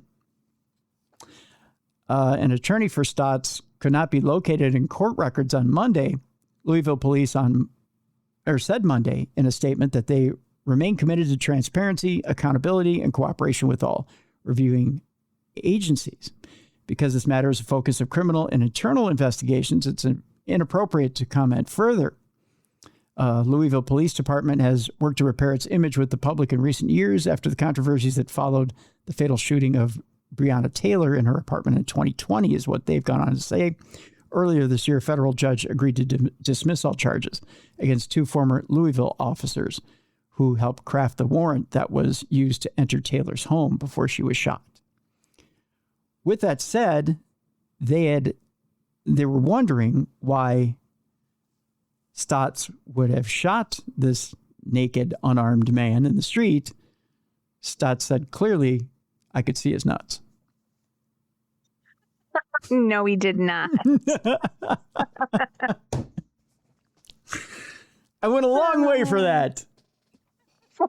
You've been waiting a while for that one. I have, yeah.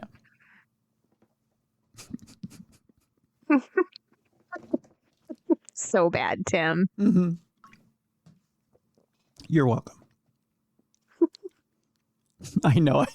I told a tasteless joke on that one story, but oh well. He's dead, Tim. He's dead. I know, Jess, but you laughed at the fact he was dead.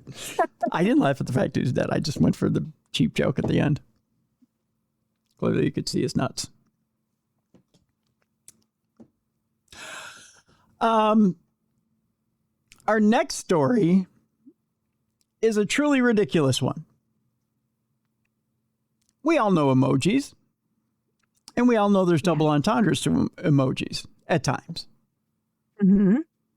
Clearly, one judge is taking it a little far. Uh-oh. A judge has squashed efforts to remove a giant... Well, actually, he didn't take it too far. He's ruling in the name of sanity. A judge has squashed efforts to remove a giant eggplant and peach statues from Main Street in Ellicott City. Oh, we all know what an eggplant means. And a peach, right? Yes. The Historic Preservation Commission lacks the authority to regulate public art, according to a judge. We go to Ellicott City, Maryland, where 2 oversized peach and eggplant sculptures remain on Main Street in Ellicott City. This is what they look like. They're sitting next to each other. They're right next to each other. Supposedly, the peach and the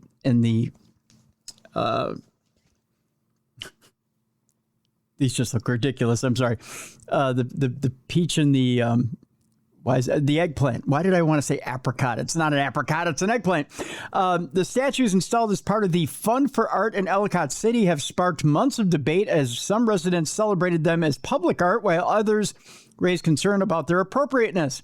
The peach statue sits outside the Georgia Grace Cafe, while the eggplant, known as the aubergine, is located across the street outside the wine bin. The Historic Preservation Commission expressed concerns that the sculptures detracted from the historic buildings in the area and asked merchants to remove them. There's a huge debacle because of the sexual innuendos within the peach and this is even ridiculous that I'm reading this. And the eggplant, according to Paula Dwyer, owner of the Georgia Grace Cafe. She told that to WBAL News. Petitions even circulated to keep the statues in place. Everybody on the street was signing. They came in and said, "Where can I sign these petitions? We want the peach to stay. We want it here. We love it." They love the peach. Okay. Dwyer said the judge ruled that the commission lacked the authority to regulate public art under its guidelines and could not force the statue's removal. So now they're all cheering. They got to keep the statues. So just a little break in our inappropriateness to let you know that inappropriate emojis in real life form can still stick around as art. Thank goodness. We can't let emojis ruin everything. That's right. Go America. On the 250th anniversary of our country, there's still some free speech left. Okay, now,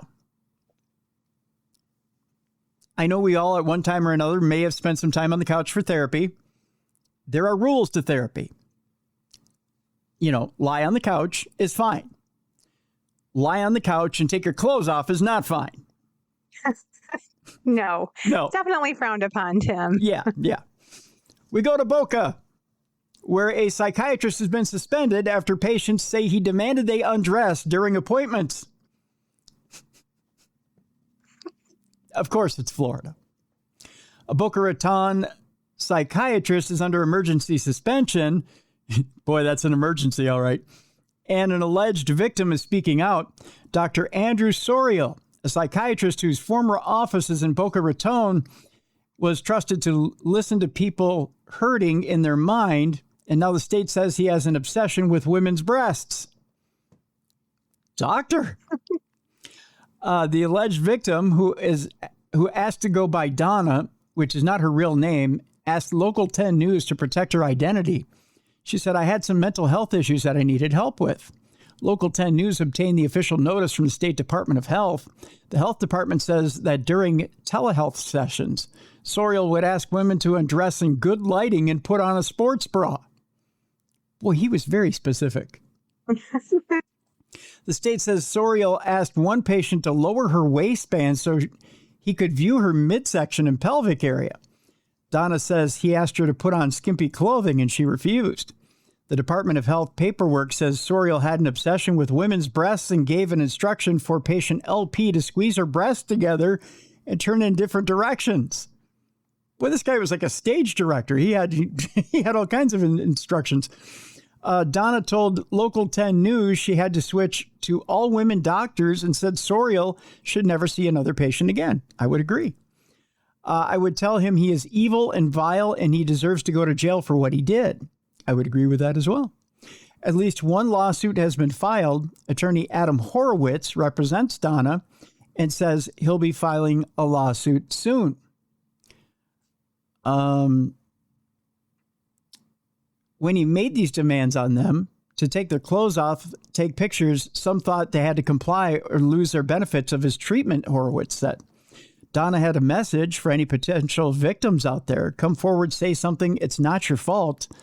Not your fault. I can see this is tough. It affected my whole life, she said. Local 10 News reached out to Sorial to get his side of the story, but didn't receive a response, of course.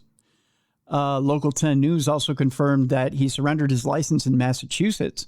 As of Thursday, no criminal charges have been filed against him yet. So this guy hasn't even had charges filed against him. Unbelievable. All right. Our next story is an unusual one. We've talked before in the past about teachers and certain teachers that have abused students or gone after students. This one's an unusual one. The headline is, they've been trying to silence me. A Middle Tennessee student speaks out after a teacher allegedly showed her nude photos. But that's not where it stops. The teacher is trying to get the student to deny that he even showed her pictures because his wife is on the school board. Oh. Yeah. Here's the story in a nutshell. A student accused school district leaders of trying to silence her on Tuesday night after she accused her former teacher of showing her a nude photo of himself. The allegations against, and again, we're going to Nashville, Tennessee. The allegations against former Montgomery Central High School teacher Matthew Vetter surfaced in April, and he resigned immediately. But Mackenzie Ellithorpe, who turned 18 since the incident with Vetter, and her father told the Clarksville Montgomery County School Board that his resignation was not enough. They've been just trying to silence me and my family about speaking on the problems that are going on, the student said. We're looking to fully prosecute him to the fullest extent that Tennessee law will allow, Father Adam Ellithorpe said. There have been multiple people who have come forward since my daughter spoke up. The school has said it was made aware of the external investigations and has submitted its initial report to the State Board of Education. During the meeting, school board members said that the public may not like to hear this now, but members think some of the anger is faced towards the wrong people. The officials said they have tried to listen and help and that they do care, but most of the work is one-on-one. In his statement after the meeting, the school board chair condemned spectators who said they interrupted Mackenzie Ellithorpe's public comment. They said, I also want to take a moment to express my heartfelt support for Mackenzie Ellithorpe and her family. During this incredibly challenging time, he wrote, in part, I spoke with her father the day after the accused incident to convey my concerns and support. So what's going on here? Well, the mother of Zoe Davis, who's a middle schooler who was killed in a bus crash earlier this spring, addressed the Clarksville-Montgomery County School Board for the first time on Tuesday night. Zoe was one of 2 children killed in March when a field trip ended in tragedy. The crash sparked a reckoning on how the district handles safety in school transportation. I'm trying to figure out what this has to do with the story here. She accused the school board of not taking enough steps both before and after recent scandals to support impacted families. This snowballed into some things having to do with Mackenzie's situation. Mackenzie came forward to talk about what had been going on with her. I'm trying to figure out how this relates to Mackenzie, but Mackenzie basically had said that trying to find the other part of the story here. It kind of takes a weird turn here, Jess. But basically, Mackenzie had said that this teacher had tried to get her to look at this picture of him nude. She refused. She wanted to report the situation. And he had told her, no, please don't report the situation. My wife is on the school board. And with that, she was wanting to still come forward to the school board. And it's a big mess right now. The entire situation's a big mess. And she's still wanting to come forward and get all of this out. And I believe as it stands right now, he still has his job. And so does the wife who's on the school board. It's a big convoluted situation. That's crazy. Yeah. Big convoluted situation.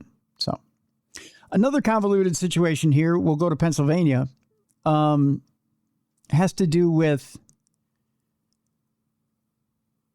this one is bizarre as well. Sex charges in a teen sleepover. A Pennsylvania woman nabbed after a party turns into an illicit romp. We go to, again, Pennsylvania.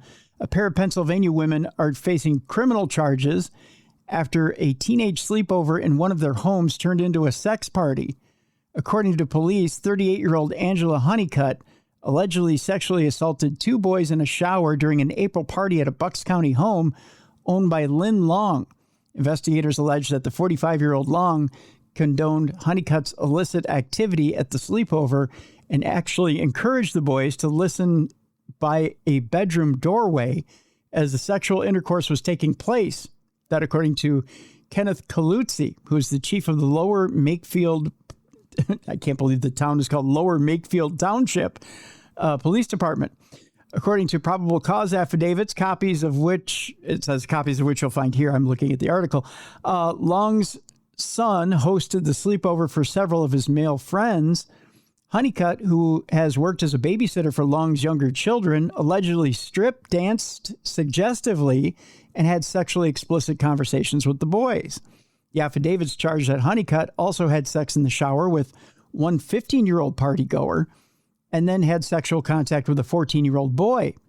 Police brought charges against Honeycutt and Long after interviewing various teenagers, 4 of whom are cited in the affidavits, which were filed yesterday in district court. Honeycutt is facing 2 felonies, including statutory sexual assault and misdemeanor counts. Long was charged with endangering the welfare of children and corruption of minors, both misdemeanors. Honeycutt and Long are pictured in these mugshots, and actually I can show you both of them right here. This is them right there. Oh. Yeah. Wow. I don't know. Those are the wild ones. They are. I don't know what it is with older women these days. I don't know what's going on with everyone right now, Tim. This whole episode has been 40-somethings doing crazy things. It is. Maybe that should be the name of the episode, 40-somethings doing crazy things. There you go. So with that ends our not safe for work category, but our palate cleanser I don't think is much better, Jess. And I'll tell you why. No. Okay, so I had made the joke last week that, the thing with Dick's Sporting Goods, I saw the commercial that said Father's Day begins at Dick's. And I was like, yeah, no shit. And life begins at conception. That whole joke. Right. So I'm looking for stories this week, and I pull up an article by CNBC that says Dick's is growing. And I'm like, what? What? Yeah, like the headline is Dick's is growing. And then it says Dick's Sporting Goods is expanding Lids shops to 100 locations. And I went, oh, thank God. Because just the article, Dick's is growing, threw me off. So I'm like, why'd they have to go and call the store Dick's? There's so many jokes. Again, with the whole marketing department at Dick's. Why is it that they have to throw in Dick's is growing? And then you're like, what? And then you're like, oh, okay. No, you're talking about the sporting goods department. Okay. So again, they got me again, Jess. They got me again. So that's the first part of our palate cleanser today. Again, the Dick's marketing department is out of control. Something's got to be done about them.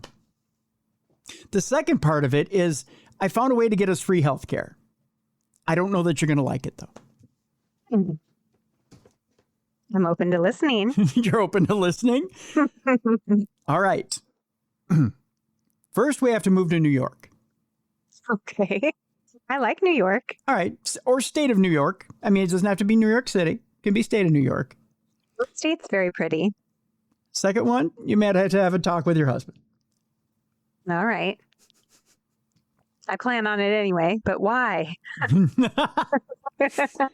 Well, Governor Kathy Hochul has extended free health care programs to sex workers, and taxpayers will foot the $2.5 million bill. Oh, that's nice. It's good for them. for the sex workers. Right. Here's the headline. Governor Kathy Hochul has quietly extended a pilot program providing free health care to sex workers, with taxpayers footing the nearly $2.5 million bill. The state's health department in 2023 awarded $1 million in public funds to two contractors as part of Hochul's plan to help the world's oldest profession. But new documents provided by the New York Post show the program extending through June of 2028 with $1.5 million more in costs. Under the initiative, sex workers in New York City and the Buffalo area, so get your wings and get your health care for free, will continue to receive primary sexual behavioral and dental care. You get free dental. I mean, nice. That stuff's expensive. So if someone's knocked out all your teeth with a BJ, you get them replaced for free. Wow. I know that was a little graphic. Critics bash the hookers health care program. I don't know that that's what they're calling it. That's what they put it in the paper. The hookers health care program. I like it. It has a nice ring to it. It's very catchy. I think the Dick's PR people put it together, the hookers healthcare program, which was launched without state legislature approval, by the way, for encouraging prostitution. They also ripped the politics behind the move, which accused Hochul of extending the pilot to satisfy Mayor Zoran Mamdani and other far-left Dems who want to criminalize or decriminalize prostitution. The lengths by which New York Democrats will cater to the far left has no greater example than Governor Hochul. By the way, this is a quote, not me saying it. Funding health care for hookers is what they said, to the tune of millions, while actual frontline healthcare workers live on food stamps, said State Assemblyman Michael Novikov of Brooklyn, referring to a repeated gripe by EMTs that they are so poorly paid that many of them seek government assistance. Also, Novikov said instead of playing pimp, Kathy Hochul and Mayor Madam Mamdani should consider making sure the heroes who answer 911 calls and save lives every day can afford their rent and groceries. There's a very nice picture of some Madams of the Night standing on a corner in this picture, in this article, too. I'm just saying. State Assemblyman Sam Pirozzolo also agreed, claiming Hochul is absolutely catering to Mamdani and State Democratic Socialists of America for peddling legislation to decriminalize sex work. I'm thinking they're just being nice. And the reason being is that someone's got to get some health care somewhere. I mean, might as well be the hookers, Tim. Right. I mean, most of us here in America are getting fucked one way or another. I mean, it might as well be the people who are getting fucked. They might as well get health care, right? Or just not getting paid for it. Right. I mean, that's the only thing I got to say. But, I mean, I could come up with a inspirational story. I mean, I had one at the beginning of the show. I mean, sure, I had a personal story. I'm inspired. But that works. Yeah, but I mean, sorry, Jess. I mean, I thought I'm that was inspired to change my profession. Mama needs free health care. Mama needs free health. We all need free health care, right? I mean, in one way or another. But yeah, there's that. You know what is inspiring? Today, as we tape this, one of the biggest soccer stars in the world biffed it when it came to the most important shot in the world. Uh-oh. That to me is inspiring. I missed that. Even soccer gods screw up. That to me, I got a giggle out of it. Yeah, Lionel Messi, he missed one of the biggest shots in the world, I guess. Oh, that hurts. That made me giggle. So there's that. And then for some reason, this is a story, I don't know why, but also relating to the World Cup, that Boston bars said that Scottish soccer fans drank them dry during the World Cup. Oh. Did you hear that story? No, I did not. Very quickly, we'll add this to the palate cleanser because I don't think I ended it on a good note. So yeah, evidently Boston's now a dry city because of Scottish people. Scottish soccer fans are being credited with a boom in Boston beer sales that has caused some bars in the city to run dry. Sam Adams's Boston Tap Room said the influx of Scottish fans in town to attend FIFA World Cup games caused it to sell 4 times as much Samuel Adams Boston Lager from Thursday to Sunday as the bar would normally do in a 4-day weekend. The tap room ended up running out of Boston Lager, leading the company to schedule an emergency delivery on Saturday morning. Noel Summers, chief operating officer at Hennessy's Bar in downtown Boston, said the facility sold out of beer on Sunday. We've been here for over 30 years and we've never seen anything like it, Summers told the Boston Globe. We've tripled St. Patrick's Day. So officially, it's official, the Scots have drank Boston dry. It's all done. There's no more beer in Boston. There's probably no more spirits as well. Boston's a dry town thanks to the Scottish. Way to go, Scotland. Way to go, Scotland. You've officially drank Boston dry. So I don't know why that's a story, but that's like kind of a cute one. That's like saying water's wet, the sky is blue. The Scottish love to drink. You're welcome. But there's that.